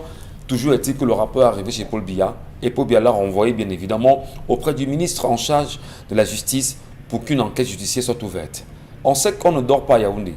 Pas seulement à Yaoundé, même ici à Douala en réalité. Bon, on n'en rit pas du malin des uns des autres, hein, mais simplement on dit qu'il faut rendre compte si vous voulez rendre gorge. Charles Bachou, il faudrait faire quelque chose pour Pauline Albayonga, le ministère des enseignements secondaires. Qu'est-ce qu'on dit de cette histoire d'enseignants d'EPS mis de côté et la mauvaise organisation des épreuves physiques pour l'année 2020-2021? Alors, M. Michel Ngachou, il faut dire que vous vous rappelez, il y a encore quelques semaines avant que Bombok Bengan ne prenne ses congés. Ça avait fait l'objet d'une introduction ici sur le plateau, notamment cette circulaire de Madame le ministre décidant qu'on devrait faire procéder à des cours théoriques, M. Michel Ngatsou, rassemblé pour évaluation. L'Organisation nationale des enseignants d'éducation physique et sportive avait pris sur elle, cette organisation, de descendre dans la rue. Elle a mobilisé tous les professeurs DPS pour descendre dans la rue et de dire, mais bon Dieu, qu'est-ce qui est en train d'arriver? Vous savez que depuis le déclenchement de cette pandémie, dans beaucoup d'établissements scolaires, on a mis les professeurs DPS sur le banc en disant non, plus de rassemblement, cette affaire, vraiment il faut arrêter. Donc dans certains établissements, vous avez des responsables qui ont dit non, on ne peut pas tuer les PS, il faut au moins diviser la salle de classe en groupe de 10-10. Sur une heure ou sur une heure que vous avez, vous divisez en groupe de 10-10, d'autres se retrouvent à organiser le petit match de football pour permettre à cette jeunesse de pouvoir se mouvoir. Dans d'autres établissements scolaires, on a respecté la circulaire. Lorsqu'elle a prise, il faut le préciser, Madame le ministre, qui devait avoir une descente dans la rue pour manifester, en voulant éviter, il y a quelques semaines, ça dit peut-être il y a une semaine, elle a refait une autre circulaire autorisant, annulant la précédente, demandant à ce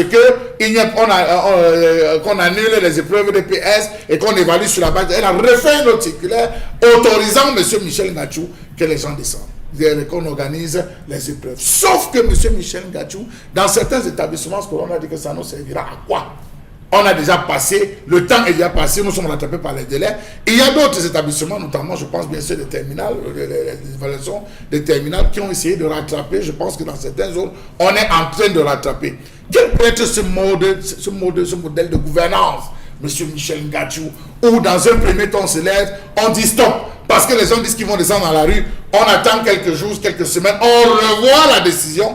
Sauf qu'elle n'arrive pas à tout le monde, elle n'arrive pas aux mêmes heures et au même moment, on décide d'organiser. Vous avez des professeurs qui ont grévé parce qu'ils ont dit, nous avant, voici comment ça fonctionnait. Quand vous décidez là maintenant, c'est pour qu'on fasse comment? Beaucoup ont dit, on ne descend pas, on ne se retrouve plus dans cette décision, qu'elle fasse comme elle a voulu. Vous allez vous rendre compte, M. Michel Ngatsou, que nous avons une gouvernance à deux vitesses. Incroyable. La première gouvernance, on teste, question des perdiens, parce que ça, c'est un costaud budget qui devait être enlevé.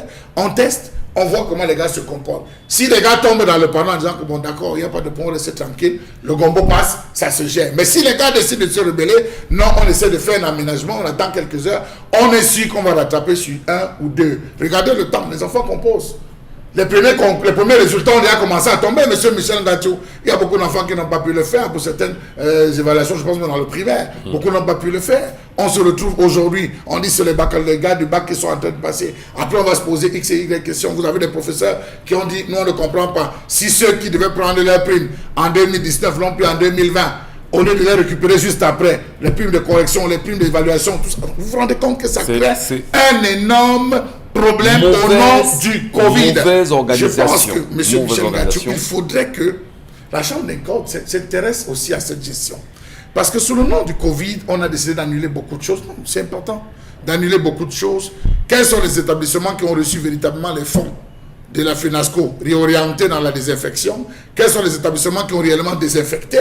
Aujourd'hui, qu'on a décidé que ça ne va pas se passer, les fonds qui avaient été, comme le disait Bébel Douaka tout à l'heure, concernant l'organisation des épreuves physiques pour les établissements qui les ont fait, est-ce que les fonds sont arrivés à l'heure? Ces fonds ne sont-ils pas arrivés à l'heure? Sont-ils en chemin? Vont-ils arriver? Quel est le processus sur lequel on a évalué? Parce qu'il y a des établissements qui ont décidé, et carrément, nous n'avons plus d'enseignants, nos enseignants sont en berne, ça va se passer comment? L'organisation dans ce domaine. Donc, vivement que les responsables de cette organisation montent sur le créneau pour expliquer qu'on comprenne véritablement qu'ils n'ont pas perçu. Vous évoquez justement un audit, certainement au sein du ministère, ou de tous les ministères, ou si vous voulez du ministère des enseignements secondaires, pour véritablement savoir. Parce que le Covid a organisé un faux. Oui, on vous a compris, Charles Hamel. Karim voulait apporter une petite virgule, je ne sais pas, sur les propos tenus par Charles Hamel. Il faut relever auprès de Madame la ministre l'importance des cours d'EPS. Parce que parfois on blague avec les choses parce qu'on n'a pas compris de quoi il s'agit. L'EPS dans l'éducation est très importante. Et je le dis parce que c'est l'enseignement qui permet aux deux parties du cerveau humain d'être actifs. Parce que le côté qui est censé apprendre les leçons théoriques et autres, à un moment il est fatigué. Et l'autre partie qui permet de se divertir, de s'amuser, reste active et ça permet d'équilibrer les deux parties du cerveau de l'enfant. Ça donne à l'élève les aptitudes physiques, ça donne à l'élève l'esprit de divertissement et l'esprit de compétition. Donc, il est hors de question que dans un pays comme le nôtre, où déjà, nous, on critique déjà la manière avec laquelle ces cours sont enseignés aux élèves parce qu'on n'arrive plus dans nos lycées aujourd'hui à trouver de vraies potentialités sportives, de vraies aptitudes sportives parce qu'on a l'impression que les cours de PS ne sont plus faits comme avant. On n'arrive plus à trouver des joueuses de handball, on n'arrive plus à découvrir des joueuses de football, on n'arrive plus à découvrir des talents, rien du tout dans nos lycées. Pourtant, il y a les cours de PS. Il serait temps que non seulement qu'on ne les annule pas parce qu'il ne faut pas qu'on parvienne à ça, mais qu'on les réadapte parce qu'on en a besoin. Il est inadmissible qu'aujourd'hui, alors que quelqu'un veut faire un examen de PS, on ne le soumette pas à des épreuves physiques juste parce qu'il y a eu la Covid alors qu'il y avait des manières de le faire. On vous a fait des propositions, maintenant vous bafouez tout comme ça pour proposer autre chose qui n'a vraiment pas lieu. Le pays est en désordre aujourd'hui. C'est ce qu'on doit retenir, Charles Membachou. Monsieur Michel Gatou, savez-vous qu'à Douala, sur 50 établissements scolaires, vous avez seulement 20 qui ont un stade, qui ont un espace d'une aire de jeu de sport dans l'enceinte. Ouais. Le reste se débrouille. Je vous mets au défi toute la semaine prochaine, peut-être au début de la rentrée, puisqu'on est déjà dans la période de congé.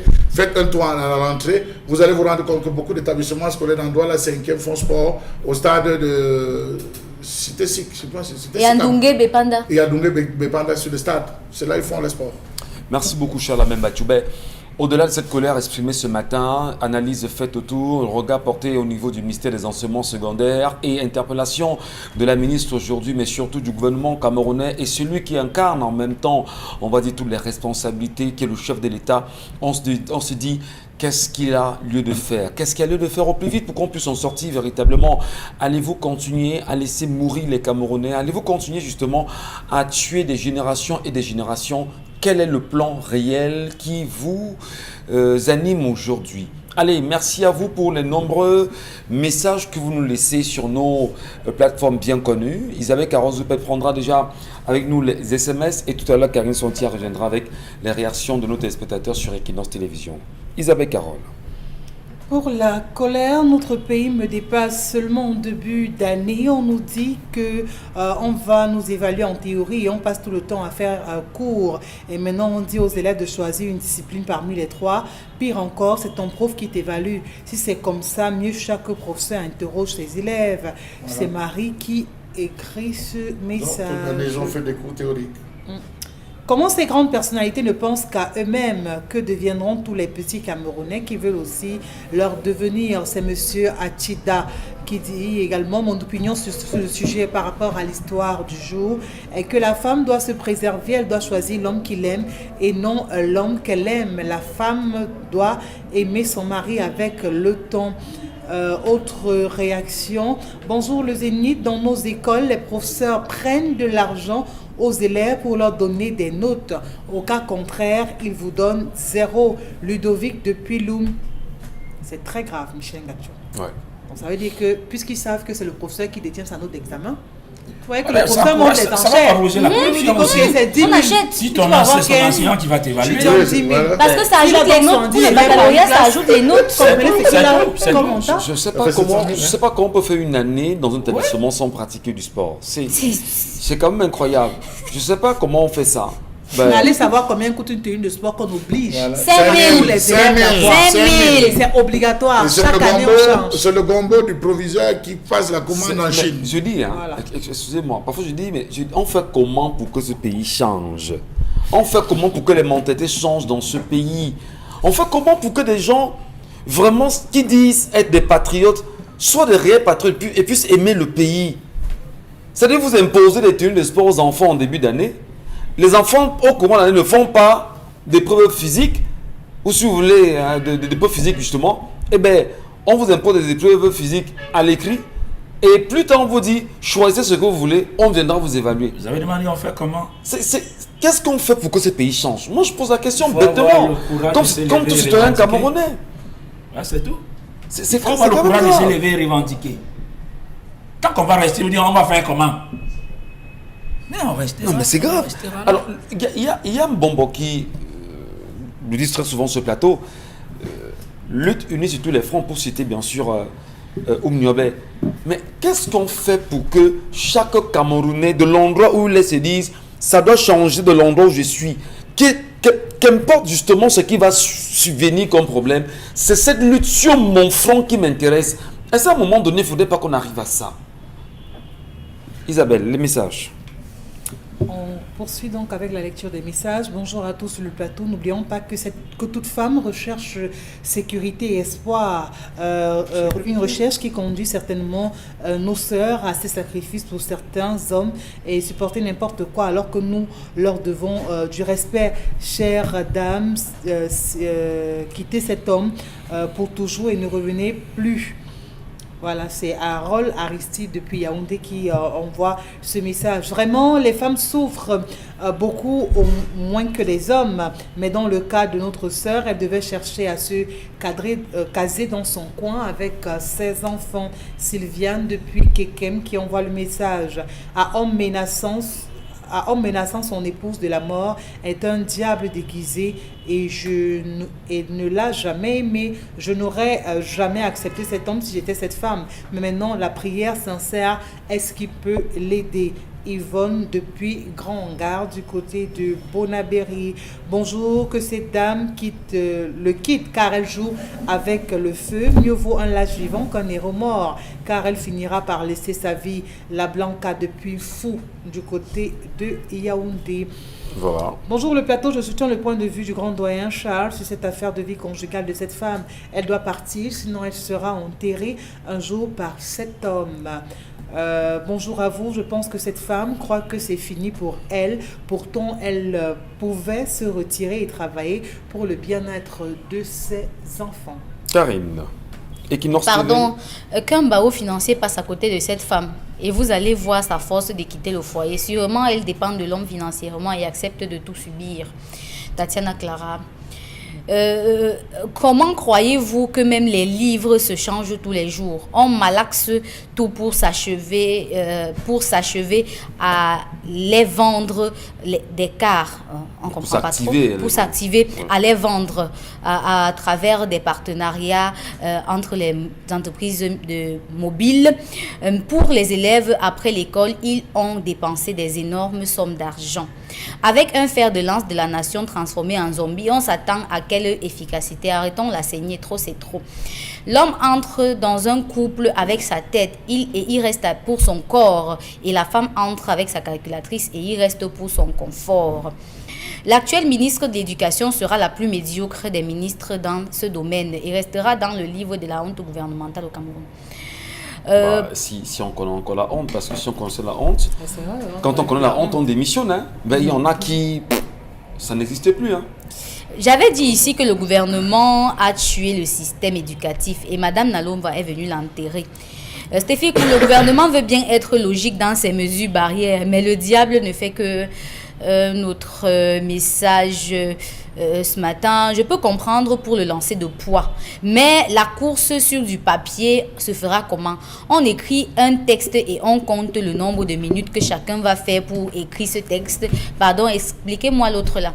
Rosie, Nina, ce que cette femme ne vous dit pas, c'est le levier qu'elle a mis en place pour que cet homme revienne à elle. Pasteur Bolivar depuis Edea. La vie c'est un choix et quand on le fait, on l'assume. Donc ma chérie, t'as accepté la sorcellerie, il est temps de supporter. Notre message, Antoinette Mani. Mais il faut quand même, permettez, on se bat à trouver des solutions quand même. Est-ce qu'on ne peut pas dire à cette femme, écoute, prépare-toi à partir bonnement, puisqu'il t'a dit qu'il va te tuer si tu t'en vas.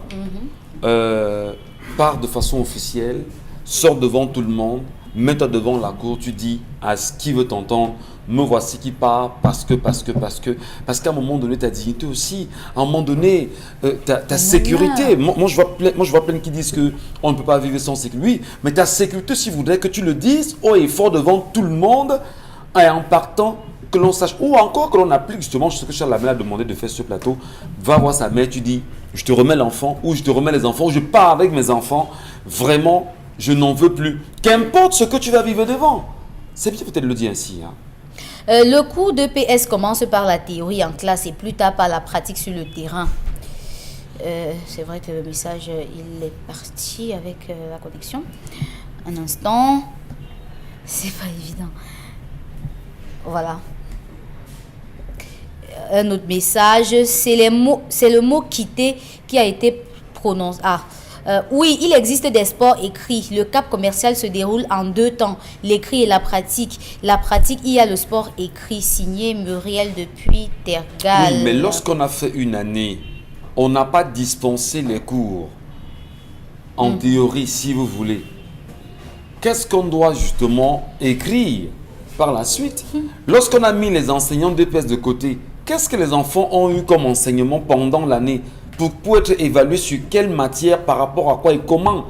Plus grave encore, c'est vos enseignants qui ne sont pas des enseignants d'EPS qui viennent vous évaluer sur les matières sportives. Vous laissez donc la latitude à ces enseignants. Quand on les laisse là-dessus d'évaluer même leurs élèves, ça veut dire que lui va attribuer les notes. Mais quelle est cette cacophonie dans laquelle on vit? Oui, en fonction de la Isabelle Carole, il y a des élèves qui sont enseignés par leurs propres parents, qui se trouvent dans la même classe. Oui.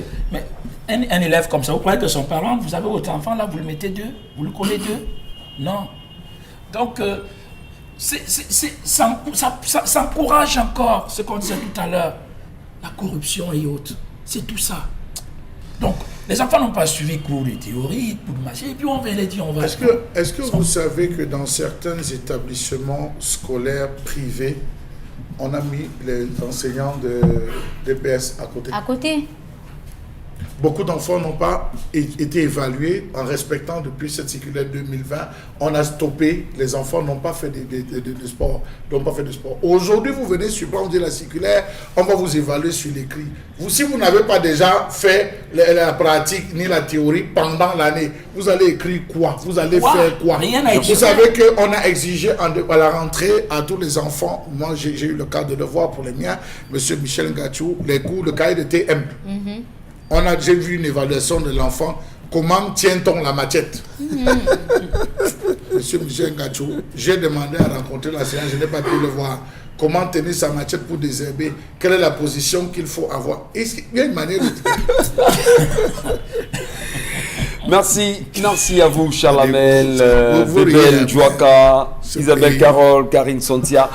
Madame, Messieurs, restons sur Equinox. Allez, tout de suite, on va marquer une pause. On ira retrouver, bien évidemment, Consti Lamine, bien installé, et qui reviendra nous parler ce matin du Von Bio avec beaucoup de plaisir. Il sera avec nous dans un instant. Le temps pour lui de bien se positionner. Et on salue Innocent Abega aux caméras, Emmanuel Wapi à la réalisation et Carlos Minioson. Ben, il est là enfin. Consti Lamine, bonjour. Alors, bonjour. Les mamans, bonne fête à la mère de Charles Hamel Bachou, à la mère de Michel Ngachou, à la mère à tous les mamans, c'est-à-dire de Carole, de Belmondo, et surtout bonne fête à ma maman, à tout seigneur, tout honneur. C'est donc l'occasion déjà pour moi d'honorer celle-là qui m'a mise au monde, il y a cela plusieurs années, maman Djoula Tamba Micheline, qui, il faut le rappeler, est la mère de Consti Lamine. Et à l'occasion de la fête des mères, je souhaite une très bonne fête des mères à ma maman personnelle.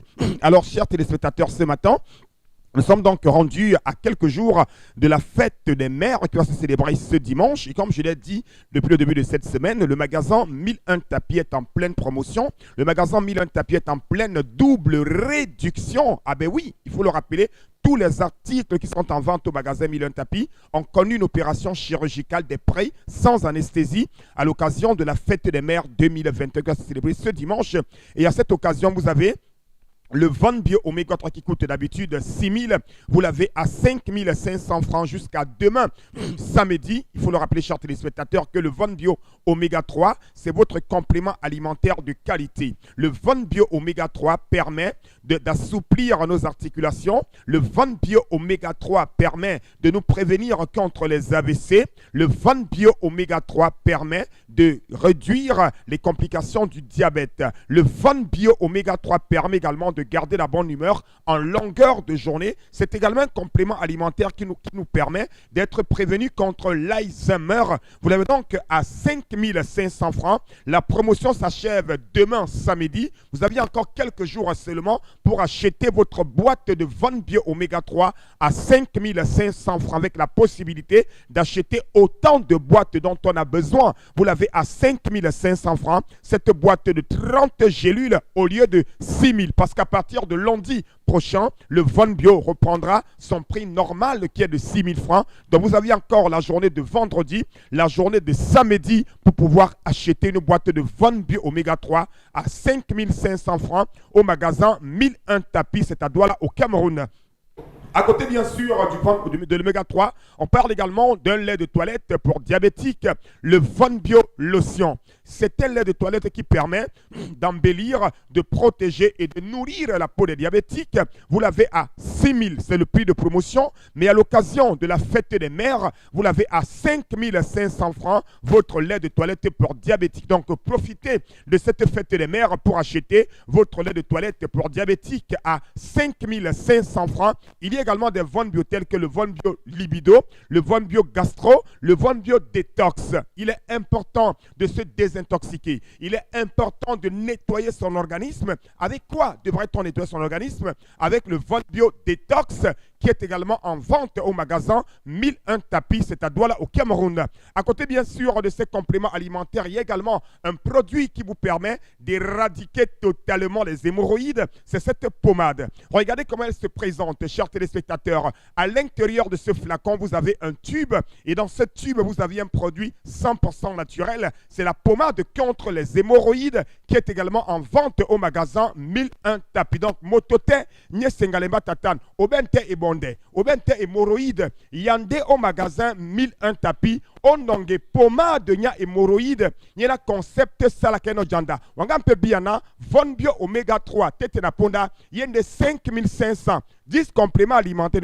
C'est Von Bio Oméga 3, fish oil. You get diabète, you get tension, you get rhumatisme, you get plenty cholesterol. Just take Omega 3 na 5500 à l'occasion de la fête des mères. Thank you plenty and see you for magasin 1001 tapis na Douala, Cameroun. Merci infiniment, Constilla Menebella. On aime ça comme ça, hein, véritablement.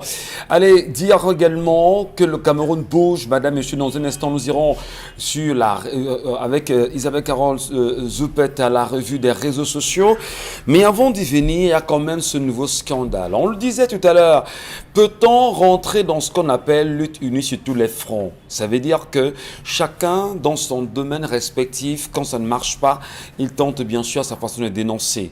Qu'est-ce qui se passe aujourd'hui à l'école, bien sûr, des eaux et forêts, où on parle d'un détournement de l'argent des tenues de 320 étudiants là-bas?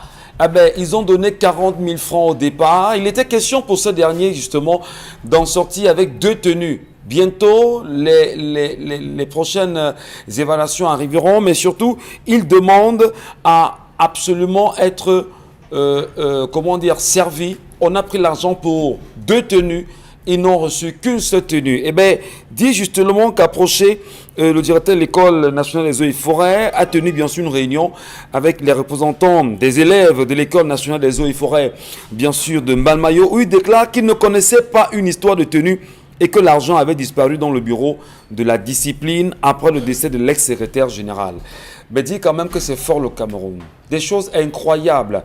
Mais les gars sont quand même malins. 320 étudiants. On taille 20 ça fait combien là? Vous avez fait le calcul là, rapide? 320 étudiants, on taille 20 000 par étudiant. C'est-à-dire qu'avec 100, on est pratiquement à 2 millions, c'est ça? Je peux me tromper? C'est ça, on a 2 millions. Avec 300, on a 6 millions. 20, on a 6 millions et poussière. Voilà. Donc, 6 400 000. 6 400 000. On se fait quand même un peu... Ça construit une maison. Bon, maintenant que les élèves... Ça construit une maison. J'ai l'impression que... Chacun à son niveau crée son réseau. Vraiment. Pour arnaquer. J'ai l'impression que lorsqu'on vous nomme quelque part, c'est que vous regardez, vous dites, bon, ils sont combien? Ils sont 100. C'est pas vous qui regardez. C'est que quand on vous nomme, on vous ouvre la porte, faites ce que vous avez à faire. En fait, moi, c'est ce que j'ai fini par comprendre. Sinon, on ne peut pas nommer quelqu'un à un poste, demain on le met en prison. Celui qui le suit vient faire la même chose, après on le met en prison. Donc, je pense quand même que quand on vous nomme à un poste au Cameroun, c'est pour vous donner l'occasion de partager les dignes de la nation. Incroyable, incroyable. Bon, on peut saluer ça au moins, Charles. C'est quand même une réussite. Vous êtes dépassé par les événements du Cameroun, me semble-t-il. Quand vous allez comprendre que tant que vous n'avez pas les mains sales, vous ne pouvez pas travailler dans ce système. Tant qu'on ne vous tient pas, vous ne pouvez pas bosser. C'est comme un enfant. Dès que vous le laissez, il voit une mado, il ne peut pas mettre son pied. Quand il se rend compte que vous n'avez pas réagi, il entre avec les deux pieds, il tape tout. Il y a des gens qui volontairement savent que comme on m'a mis là, je dois me servir. C'est ma récompense. Incroyable. Donc il se ouang avec la boue, il se ouang jusqu'à ce que quand on arrive même, il n'y a plus rien à faire. Le juge le regarde, on lui pose la question, monsieur, que plaidez-vous? Il dit que coupable. Je suis coupable de tout parce que je savais que c'était ma part de récompense. On a vu ça plusieurs dans la fin de l'opération Épervier. On l'appelle, il dit que ça ne sert à rien. Je n'ai rien dit, je reconnais, j'ai volé. C'est la suite qui m'intéresse. Tout ce que vous allez dire là, c'est la paperasse. On a vu ces cas où les gens avouent. Vous vous rendez compte qu'avec une facilité, on a réussi à amener le chef de l'État à dire que vous, en restituant le corps du délit, on vous libère. Donc vous voyez qu'on trouve toujours des contours. C'est dans ça qu'on vit, dans un pays où on a laissé s'installer la corruption, favoritisme, laxisme et tout ce que vous pouvez imaginer, clientélisme et tout ce que vous pouvez imaginer. Alors, Sa Majesté Bébé Ndjouakara, c'est pas ça, c'est pas des choses comme ça sur lesquelles en réalité les politiques devraient se saisir de ce type d'attitude pour illustrer chaque jour le tableau sombre que présente le renouveau aujourd'hui au Cameroun et pour qu'ils comprennent véritablement où ils sont. Vous parlez lesquels politiques? Les politiques. Public. L'opposition, si vous voulez. Ah. Si vous voulez, je parle de l'opposition. Ouais, mais je pense que même l'opposition est dépassée. Qu'est-ce qu'il peut bien faire? Qu'est-ce qu'ils peuvent bien faire? Il faut restituer aux Camerounais, il faut dire aux Camerounais que nous sommes l'opposition, voici ce qui ne marche pas, voilà ce qu'on voit. Et en réalité, c'est avec ça que l'on prépare les Camerounais justement ont-ils les moyens de de le faire? Aujourd'hui, quand vous levez le ton, vous voulez revendiquer quoi que ce soit, vous connaissez, on va vous dire, vous allez vous retrouver au village ici, je savais. Il y en a qui ont essayé, il y en a qui y sont encore. Donc parfois, même nos pauvres députés de l'opposition, puisque tu parles qu'on a voté à l'Assemblée nationale, qu'est-ce qu'ils font là? Tu parlais tout à l'heure de l'honorable Nietzsche. Lui, il a dénoncé. Il a dénoncé. Il a fallu que le FMI en parle pour que justement... 1 sur 180. Voilà. Pour qu'on lui donne raison. Même ses propres camarades du parti Avec 1 sur 5. ne l'ont pas soutenu. Il était seul dans son combat. 1 sur 180 députés. Mais vous attendez à quoi? C'est terrible. Vous voyez les 180 là aussi, 172. 173. 172. Ouais, puisqu'il y en a qui... Il y a huit. il y en a Ah oui, qui- un huitième. Il y en Il y a a 8 Ah, qui oui. sont décédés. Ils ont des suppléants. et qui ne sont Non, pas... on n'a pas remplacé. Il faut remplacer, monsieur. Il faut Il remplacer. faut faire les élections partielles. Il faut remplacer. Donc vous voyez, l'opposition a les mains liées, le peuple qui se contente de ce qui se passe et dit on va faire comment? Tant qu'on va rester là. Et quand on parle ici, on dit au quartier, vraiment vous parlez beaucoup là-bas. Seulement Le de ce qui peuple- ne Et marche puis, pas. même on vous dit, depuis Je que vous vous réponds. parlez là, ça change quoi? Je vous avez réponds. l'impression que les Camerounais Monsieur sont- Bébel, le peuple, c'est Kouloulou en ce moment. En ce moment. C'est Kouloulou. Ouais. Voilà le peuple qui est descendu revendiquer. C'est Kouloulou. Donc le peuple comprend. Et ils ont choisi leur front. Nous, on a choisi le nom. Chacun va choisir. Merci beaucoup. C'est séquencé comme vous avez dit. Lutte unie sur tous les fronts. La revue des réseaux sociaux, Isabelle Carozopet. Revue des réseaux sociaux, il ne faut pas que le ministère ait l'impression que vraiment on fait une action, mais dans tous les cas, c'est l'actualité Bah, qui la s'impose. L'information nous intéresse. Voilà, et c'est l'information justement qui nous intéresse. On parle donc justement dans le domaine de l'éducation de ces 11 nouvelles filières qui seront donc effectivement inscrites au programme. Donc, on va le dire pour l'année scolaire, pour le compte de l'année scolaire 2021-2022, c'est-à-dire que donc d'ici septembre, on aura donc 11 nouvelles filières qui seront donc évidemment inscrites au programme.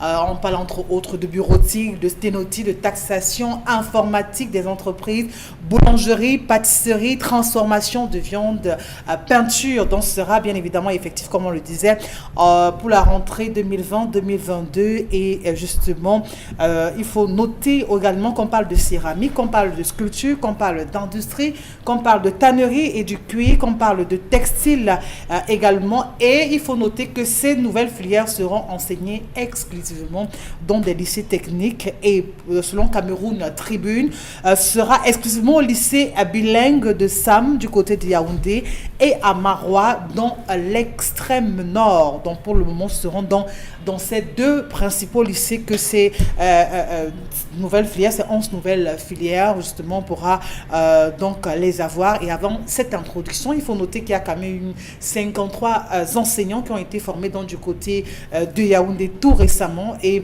justement la formation qui a été dispensée par les établissements professionnels spécialisés dans les différentes filières nouvelles dès la rentrée prochaine. Voilà donc ce que le Valonga a prévu pour justement ces apprenants, peut-être pour venir avoir des filières qui vont s'adapter au contexte camerounais, pour qu'on ait plus des personnes ou encore des élèves qui, une fois avoir achevé justement le parcours scolaire, se retrouvent à... Alors, l'objectif également, ce qu'il faut comprendre, déjà, le projet, en ce qui me concerne personnellement, il n'est pas mauvais. Il n'est pas mauvais pour l'ancrer. Il n'est pas mauvais. Il n'est pas mauvais, il faut saluer. C'est la première bonne décision. C'est la... Carré Santia, soyez gentil. Alors, bureautique, sténotype, taxation, boulangerie, informatique des entreprises, boulangerie, pâtisserie, transformation de viande, peinture, céramique, sculpture, industrie de la tannerie et du cuir, textile et pressing. C'est une nouvelle filière. Monsieur Michel Ngachou, que fera le ministère de la formation professionnelle? C'est des filières professionnelles, professionnalisantes. On parle bien dans des lycées techniques bilingues. Les lycées techniques bilingues ont-ils déjà réussi? C'est peut-être un A-t-on déjà réussi l'implémentation des lycées techniques bilingues au Cameroun? Au Cameroun. Dites-moi, on a déjà réussi. Quel est le bilan qu'on a fait des lycées agricoles? On en est où avec les lycées agricoles? Les premières cuvées, les premières productions, les premières expériences, les premières réalisations, c'est où?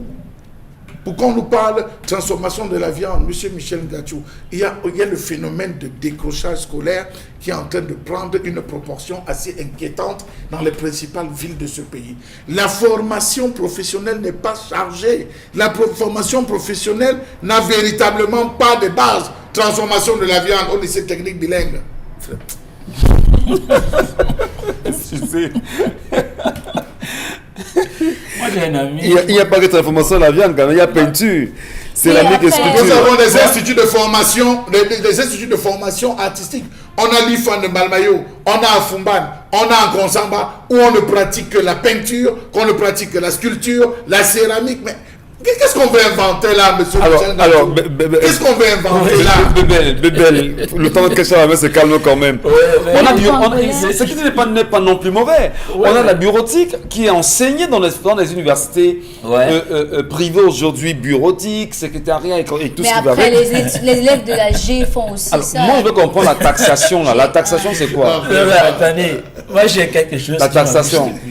Moi, on va revenir sur la taxation. Moi, j'ai un ami qui me disait hier quand il a vu ça, il dit, bon, si c'est pour s'adapter au contexte actuel, on allait mettre aussi Benskin dedans. Oui, Benskin, on met dedans. Callbox dedans. C'est tout. Vente à la sauvette dedans. Vente à la sauvette dedans. Parce que l'actualité aujourd'hui, justement, ce sont les sauveteurs qui font du bruit là-bas au machin cololon. Donc, s'il faut s'adapter au contexte, il fallait introduire donc aussi cette filière-là. Parce que les qui sortent de l'école font du Benskin, font du callbox, vendent à la sauvette et autres. Mais si vous voulez, introduisez donc tout ça. Parce que c'est des nouveaux métiers. Bon, maintenant, je pose encore un autre problème aussi. Hein, mais boulangerie, c'est mauvais ou bien? Non, je n'ai pas dit que c'est mauvais. Il n'y a la pâtisserie, parce que boulangerie, c'est pas mauvais. C'est pas mauvais.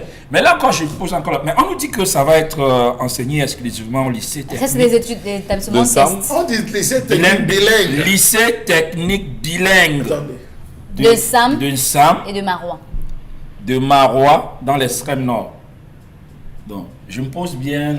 C'est comme ce qu'on a appelé le lycée bilingue d'application où on a commencé. Non, disons, c'est une filouterie, un C'est tout. Moi, franchement, vraiment. Et moi qui pensais On dit qu'on est une curiosité planétaire. Tout ce qui se passe. Moi, je reviens à ce que quelqu'un me disait hier. Dis-moi un seul secteur au Cameroun qui est bien. Dans tout ce qu'on fait, on essaie de peindre ça bien, mais derrière, quand vous regardez, il y a anguille sous roche. Il y a tout quelque chose qui ne donne pas. Vous pensez qu'il y a envie? J'aurais pensé, M. Michel Ngatiou, qu'on aurait introduit des cours comme formation de cheminots. On en a besoin. Est-ce qu'on comprend ça au Cameroun? On a besoin de former que les cheminots des cheminots.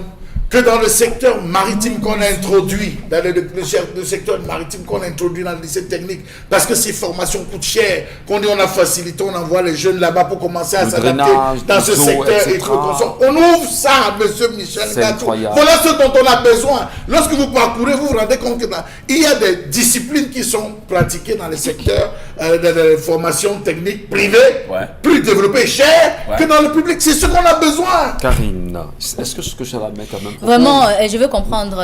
Textile, pressing, on va faire quoi là-bas? C'est la teinture. Bon, textile, on peut comprendre, on pourrait apprendre. Et le pressing, c'est quoi? Savoir laver les habits, savoir tenir un pressing, savoir laver les habits. Au lycée technique. On pourrait faire ça en ESF, non? Ça suffit. Non, je propose, je fais des propositions. Vous savez qu'il y a des parties de propositions. Ce n'est pas dans les lycées techniques normaux, c'est dans les lycées techniques bilingues. Bilingues. Donc, on a fait un choix. En fait, la raison pour laquelle j'étais d'accord par rapport à cette mesure, c'est que j'ai vu quand même des cours comme l'industrie de la tannerie et du cuir, par exemple, le textile qui pouvait être intéressant. Sauf qu'on a quand même dans les lycées techniques déjà la IH. Vous voyez, on aurait pu faire une extension parce que c'est l'industrie de l'habillement et le pressing concerne l'habillement, donc je ne sais pas pourquoi il fallait encore une spécialisation. Il y a des filières, par contre, qui disparaissent peu à peu de nos lycées techniques et on ne sait pas pourquoi. La menuiserie. À Douala, on parle de moins en moins. On compte 2 lycées techniques qui font de la menuiserie, par exemple. La maçonnerie tend à disparaître. La chaudronnerie tend à disparaître. Mais qu'on nous fasse des vrais trucs, quoi. On en a besoin. On a besoin des élèves qui sortent avec les spécialisations froid et climatisation. On a besoin des gens qui sortent avec des vraies formations. Il s'arrête au niveau, il faut préciser qu'il s'arrête au niveau cap. La preuve, on a eu à lancer sous Fondidam, on a eu à lancer des recrutements au niveau du chantier naval. On voulait des ingénieurs dans le domaine de la chaudronnerie. C'est plutôt les Indiens qu'on a recrutés parce que tous ceux qu'on avait chez nous, c'était capistes. Mais en même temps, en faisant attention, moi j'ai eu un témoignage au début de la semaine d'un monsieur que j'ai rencontré justement dans un taxi qui m'a fait savoir que lorsqu'on lançait le pipeline, je prends le pipeline Tchad-Cameroun, on a fait venir ici au Cameroun des Français qui avaient gagné le marché d'une part, et à côté de ces Français, il y avait une entreprise américaine. Alors la France a trompé bien sûr les Américains en faisant justement passer, en faisant comprendre à ces Américains qu'il n'y avait aucune capacité au Cameroun à même de faire dans la soudure. Permettez. Au Ghana. On parle des formations au Cameroun. Permettez. Alors, on fait savoir justement qu'au Cameroun, il y avait des compétences locales qui pouvaient faire ce travail parce qu'en fait, il fallait justement prendre le marché, aller sous-traiter avec une autre entreprise pour le rendre. Et quand les États-Unis se sont rendus compte de la supercherie française, ils sont revenus simplement aux employés camerounais qui ont dû rendre bonnement ce travail. Encore que quand on parle quand même de l'introduction de ces 11 nouvelles filières, moi je veux d'abord que la ministre elle-même d'abord essaye de faire un bilan. Comment se portent d'abord les différentes filières qui sont dans ces établissements techniques. Vous avez des filières, on va vous dire mécanique automobile. Il n'y a même pas les moteurs dans l'établissement pour que puisse même essayer, puisse même pouvoir pratiquer cela. Au lycée de Yabassi, c'est là, on travaille dessus. On a l'électronique, les hybrides. Voilà, vous avez des élèves qui sont en IH, où les tissus et tout, on demande encore de pouvoir ramener, et ce n'est même pas toujours ça. On vous dit qu'il n'y a pas de machine pour aller justement faire la pratique. Il faut qu'on le fasse peut-être une fois par semaine ou alors 2 fois le mois. Lycée technique Nilong. Vous parlez donc de quel enseignement pratique ou encore de quel enseignement? Voilà, lycée technique de Nilong. Quel enseignement technique ou encore pratique on est en train de faire? Permettez. Michel, vraiment moi je dis, on veut prendre une décision, on veut introduire 11 nouvelles filières, mais on n'est pas en train de faire le bilan des autres. Parce que ces élèves même sont déjà eux-mêmes en train de se plaindre. Vous faites électricité, il n'y a pas d'outils sur lesquels vous pouvez justement faire cette pratique. Comment vous pouvez avoir un baccalauréat peut-être en électricité, vous ne savez même pas changer une ampoule? Allons-y. Si on s'arrête, on passera toute la nuit. Voilà, hein. parce qu'on n'est pas en train de pouvoir réadapter. Autre sujet croustillant pour nous ce matin, parce que vous en avez fait, Isabelle Carole. On vous coupe pas la parole, mais c'est qu'il faudrait évoluer. Elle n'a pas fini. Hein, s'il vous plaît, je vous en prie. J'essaie de vous brûler d'envie également. Allons-y. Poursuivons Isabelle Carole. Charles Lamène Mathieu, laissez-moi m'évoluer. Isabelle, sujet suivant, s'il vous plaît. Bon, autre sujet, je vous entraîne justement avec ce communiqué du gouverneur de la région de l'Ouest, j'allais dire, justement qui reparle encore de cette cybercriminalité qui ne cesse de prendre des ampleurs. Lui, cette fois, a été sur le coup avec son numéro justement mobile, de téléphone mobile justement, qui a été donc piraté. Il a donc pondu un communiqué dans lequel il a donc tenu à sensibiliser ou alors à mettre en garde peut-être les personnes qui auraient utilisé ce numéro, qui appelleraient les tierces personnes pour justement utiliser ce contact pour de mauvais usages, bien évidemment d'arnaque. Ils ont fait savoir qu'il faut tout simplement les ignorer ou encore signaler aux besoins dans les services de gendarmerie ou de police les plus proches. Et bien sûr, le gouverneur de la région de l'Ouest qui saisit par ailleurs l'occasion pour appeler une fois de plus les uns et les autres de tous face à cette nouvelle forme de criminalité de plus en plus récurrente. Et on se souvient encore des moments, il y a quelques semaines, du côté de Yaoundé, où un prisonnier de sa cellule a pu contacter justement de hautes personnalités, même hors du pays, se faisant passer pour certains membres de ce gouvernement. Après une enquête... Notamment du cabinet civil. Voilà, après enquête, on a pu justement coller un visage à la personne qui se cachait derrière. Donc, on comprend tout de suite que cybercriminalité devient encore de plus en plus dangereux. Autre sujet, on va poursuivre évidemment en parlant donc cette fois encore du MINESEC qui, on se souvient, il y a quelques jours, on parlait donc de cette remise de dons Covid dans les établissements scolaires. On voit bel et bien que l'opération a donc démarré dans les établissements scolaires. Ça, c'est du côté donc du centre, où il y en a des établissements qui reçoivent... Nous sommes à la délégation départementale justement de l'éducation, de l'enseignement secondaire au centre. Voilà, c'est ce que je dis. Donc là, on voit comment ces produits justement qui sont en train d'être acheminés, mis dans des véhicules pour être acheminés dans les différents établissements scolaires. Et on rappelle simplement la date, peut-être que la ministre elle-même ne sait pas, nous sommes en fin mai, qui veut dire qu'on a quelques semaines de la fin d'année scolaire, depuis 7 mois ou 8 mois qui se sont écoulés où étaient passés tous ces produits. Est-ce que c'est justement ce compte rendu que le FMI est en train justement de demander, qui fait en sorte que on commence à sortir tout ce qu'il y avait dans les tiroirs pour justifier la trajectoire que justement les fonds Covid-19 avaient été donc mis à disposition pour cela. C'est à la fin justement que l'on sort savon, gel hydroalcoolique que l'on a distribué maintenant aux établissements Bébel. C'est ça justement, c'est le travail d'un gouvernement, ministre de l'enseignement, des enseignements secondaires. C'est quand Covid justement est en branle que l'on se rend compte qu'il faut ressortir cela. Mais de qui se moque-t-on à la fin? Posez-lui la question, elle vous dira. On nous a pris pour les têtes. Dis donc, on est en fin d'année scolaire. Je parlais tout à l'heure de l'argent que le ministère a reçu pour le Covid. Ouais, ça va. Donc, on avait pris ça, on a stocké, ok? Quand la chambre des comptes de la Cour suprême a commencé à dévoiler tout, on allait dans les magasins où on stockait, peut-être c'était nous en les dons, tout ça. Maintenant, ne soyez pas surpris que dans les quartiers, on commence à distribuer du riz. Le riz dehors, quand on est sorti. Vous allez voir dans les quartiers, on commence à dire le gouvernement partage le riz.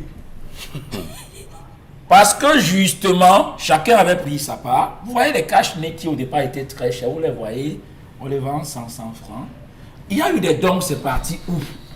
Maintenant, ne soyez pas donc surpris que chaque ministère essaye donc de sortir et d'aller chacun dans son département. Et on vous dit bien, la note dit bien, elle précise en bas, veillez qu'il faut la présence du comptable matière.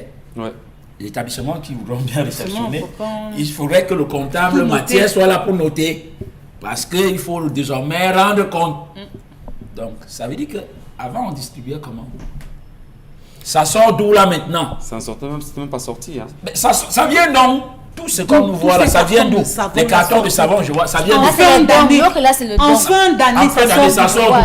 Et À ma remarque connaissance, les il n'y a cartons. plus d'entreprise qui ont fait des dons. Je crois qu'on a collecté tout ça depuis. C'est le Les montant, savonneries c'est l'argent. camerounaises qui ont fait les C'est dons. l'argent qui était alloué, comment dire, à mettre à disposition des établissements du savon, des gels hydroalcooliques, etc. Donc, ce n'est que maintenant en fin d'année que la ministre On est en choisit fin justement mai, de on sortir. est en fin mai, on va en vacances là en juin. Il y en a qui sont déjà en Il y en a vacances. qui sont déjà en vacances. Dans les Oui, lycées, il y en a premier qui sont cycle. déjà en vacances pour le premier cycle. Bon, quand on donne ça maintenant, c'est pour distribuer à qui? Au directeur proviseur. Les enfants sont déjà en vacances. Vous donnez, c'est pourquoi? Le savon là, c'est pour qui? Pour le sens. Soyons sérieux. On veut encore créer les détournements maintenant dans les lycées. Non, maintenant après Oui, le on proviseur. va des savons. créer les détournements dans Le les proviseur lycées. lui-même va rendre compte après. Voilà. Ce qu'on t'a remis en main là, c'est où? Détournement de 20 cartons de savon. L'homme d'autrui, là, il y a de la malchance. Il parle comme Il était vite tranquille depuis. Dr. Malin, que ça, c'est les dons de la malchance. C'est comme moi, proviseur, je ne reçois pas. Non, non, non. Ça Vous fait rien. Elle ne peut n'avez pas vu leur c'est nom censé là-bas. que Ils ont la reçu. qui lui Moi, je intime ne là de reçois recevoir. pas. Elle fait Parce comment? que Elle fait comment? j'explique dans une demande d'explication, que les gens comprennent, c'est pour expliquer. Je n'ai plus d'élèves, Pour monsieur. expliquer que vous n'avez plus Il y a d'élèves, plus ils sont d'élèves. partis en congé pour la plupart. Et ceux qui sont là, Si on vient casser dans la vie. Non, il Dans peut le regarder dans Covid-19, le magasin là-bas. le Covid-19 n'est pas pour une vie. Moi, je veux aborder la question de cette même entreprise de savonnerie qui se retrouve partout depuis l'effort de guerre. Quelles sont les rétrocommissions qui sont passées entre cette entreprise seule et les différents ministères où on fait les remises? Observez bien les images qui circulent. Tous les ministères, c'est la même entreprise qui a fait des cartons en termes de savonnerie. Vous avez parlé. Comment c'est cette entreprise alors que le Cameroun compte plusieurs entreprises de savonnerie? Non, monsieur Ngachou. Il faut poser. Non, vous jouez. Nous, on va accompagner. Il y a une guerre des marchés. Non, oui, on a donc donné combien? Il faut, en termes de rétrocommission, pour être présent depuis l'effort de guerre. Depuis l'effort de 13 guerre, milliards. je suis monsieur Michel Ngachou. Je suis. Or qu'il y a plusieurs qui se sont manifestés. Comment ce n'est qu'une seule? Que tous les ministres ont choisi. Était-ce une recommandation gouvernementale? Avant de Même trouver- là aussi, la Chambre des comptes doit se pencher. Avant que Constille Lamy ne se place à nouveau pour qu'on puisse évoluer, Karim, en 30 secondes ou en une minute rapidement votre point de vue. Mais après, c'est caché très mal son manque de volonté parce que on a vu bien que dès le début de la pandémie, chaque gouvernement ou encore chaque département ministériel avait des fonds qui lui étaient assignés pour pouvoir lutter contre la pandémie. Et on a vu chaque ministère prendre des dispositions pour empêcher que cela ne touche son corps. Sauf que on voyait très mal la ministre dans des activités de terrain. C'était plus des activités liées notamment à des décisions telles que les rentrées se feront à mi-temps et ainsi de suite. Mais on n'a vraiment pas vu d'action sur le terrain. Maintenant, les actions se font en fin d'année. Va bien savoir, est-ce que c'est le rapport de la Chambre des comptes qui fait en sorte que chacun doit vite épurer les dons et après on donne les notes qui montrent la décharge, j'ai reçu tel nombre de choses et après on va montrer là-bas pour dire que oui, on a fait le travail, je ne sais pas, mais après ça cache très mal votre jeu. Eh bien, dire que les Camerounais attendent toujours le riz d'Orca. Qu'est-ce qu'on a fait de ce riz d'Orca? On ne veut plus. On ne veut Qu'est-ce qu'on a fait du riz d'Orca? Peut-être que la date de péremption Nous est déjà atteinte. voulons On ne veut plus. absolument qu'on nous dise ce qu'on a fait du riz d'Orca. Non, il y a eu Parce- on avait demandé, le SGPR avait demandé spécialement à travers un communiqué à la Chambre des comptes de pouvoir auditer. Lui-même n'a pas donné le compte rendu. Non, mais le ministre de la Santé avait dit qu'il a donné ça aux C'est délégations. bien après cela qu'il Voilà. a commis cette note à la Chambre des comptes. Mais de pouvoir ça enquêter, n'empêche de nous qu'on dire. demande où Jusqu'au serait jour passé ne le sait riz pas là où d'Orca c'est. à la même battu. Le riz d'Orca est attendu. C'est également, vous voulez bien savoir. Allez tout de suite, Constille Lamy, vous nous retrouvez dans cette deuxième séquence. Testez lorsque vos aliments restent collés à la grille. Plus maintenant, avec le nouveau tapis de grill anti-adhésif Yoshi infusé avec du cuivre. Les chefs préfèrent cuisiner avec du cuivre parce qu'il chauffe rapidement et uniformément. Pas de point chaud de flambée, juste des plats juteux et tendres avec cette saveur grillée. Et puis le grill reste propre. Et regardez, des marques de grill parfaites en plus. Incroyable. Il est presque impossible de nettoyer un grill recouvert de fromage, mais le tapis anti-adhésif Yoshi rend le nettoyage facile. Griller du poisson feuilleté et tendre, facile à retourner. Des burgers juteux qui ne sont pas émiettés. Et regardez ceci, Oignons grillés, poivrons, champignons, pommes de terre, rien ne passe entre les mailles avec le tapis. Il vous permet de griller vos aliments de façon uniforme et le grill reste propre. Ces grilles de camping sont dégoûtantes. Avec notre tapis anti-adhésif, les aliments ne touchent pas à la grille. Utilisez-le au four, au fond de vos plats. Ils resteront propres et les aliments ne colleront pas et glisseront comme par magie. Et il est lavable au lave-vaisselle. Alors, Constylamine, à nouveau présent, tout est dit là. Bien entendu, tout a été dit dans ce spot qu'il faut le rappeler a été réalisé depuis l'autre côté, comme on est dit d'habitude, pour montrer l'originalité, l'authenticité et surtout l'importance d'utiliser les tapis de braise que voici, encore appelé en anglais renfoncé by Constylamine, tapis for braise. Oui, c'est votre accessoire de cuisine qui vous permet d'avoir une braise de qualité, une braise langoureuse, une braise rapide, une braise facile. Alors, chers téléspectateurs, je m'adresse une fois de plus à ceux-là qui ont besoin, bien sûr, d'un tapis de braise à la maison, que vous avez encore quelques stocks disponibles du côté, bien sûr, du magasin 1001 tapis. Nous sommes toujours en pleine promotion à l'occasion de la fête des mères. Les tapis de braise également connaissent une réduction exceptionnelle. Je rappelle que le prix de promotion est de 10 000, mais alors à l'occasion de la fête des mères, vous les achèterez à moins de 10 000, pour dire, bien entendu ainsi, à l'endroit de tous nos nombreux téléspectateurs.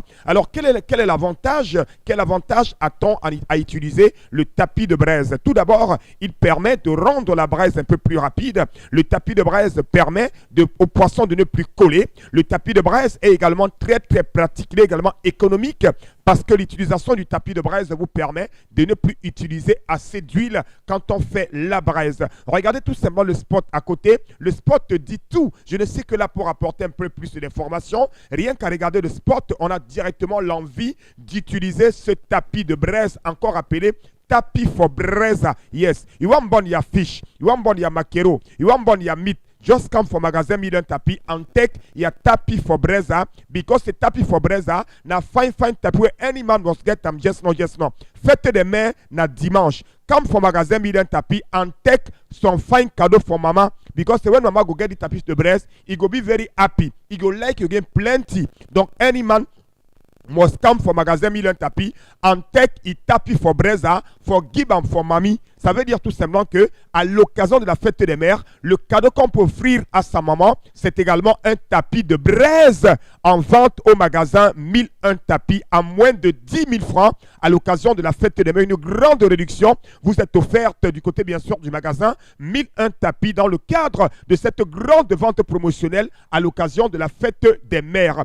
À côté bien sûr du tapis de braise, on parle également des gants de cuisine, encore appelés super gants. Ah ben oui, super gants. Ce sont des gants de cuisine de très bonne qualité en vente également au magasin 1001 tapis. Allez, très bon week-end à vous, mesdames et messieurs. Très bonne fête à toutes les mamans. Bonne fête des mères à vous, chères mamans. Profitez-en à fond dans le même espoir. Retrouvons-nous lundi lorsqu'il sera 10h sur notre antenne.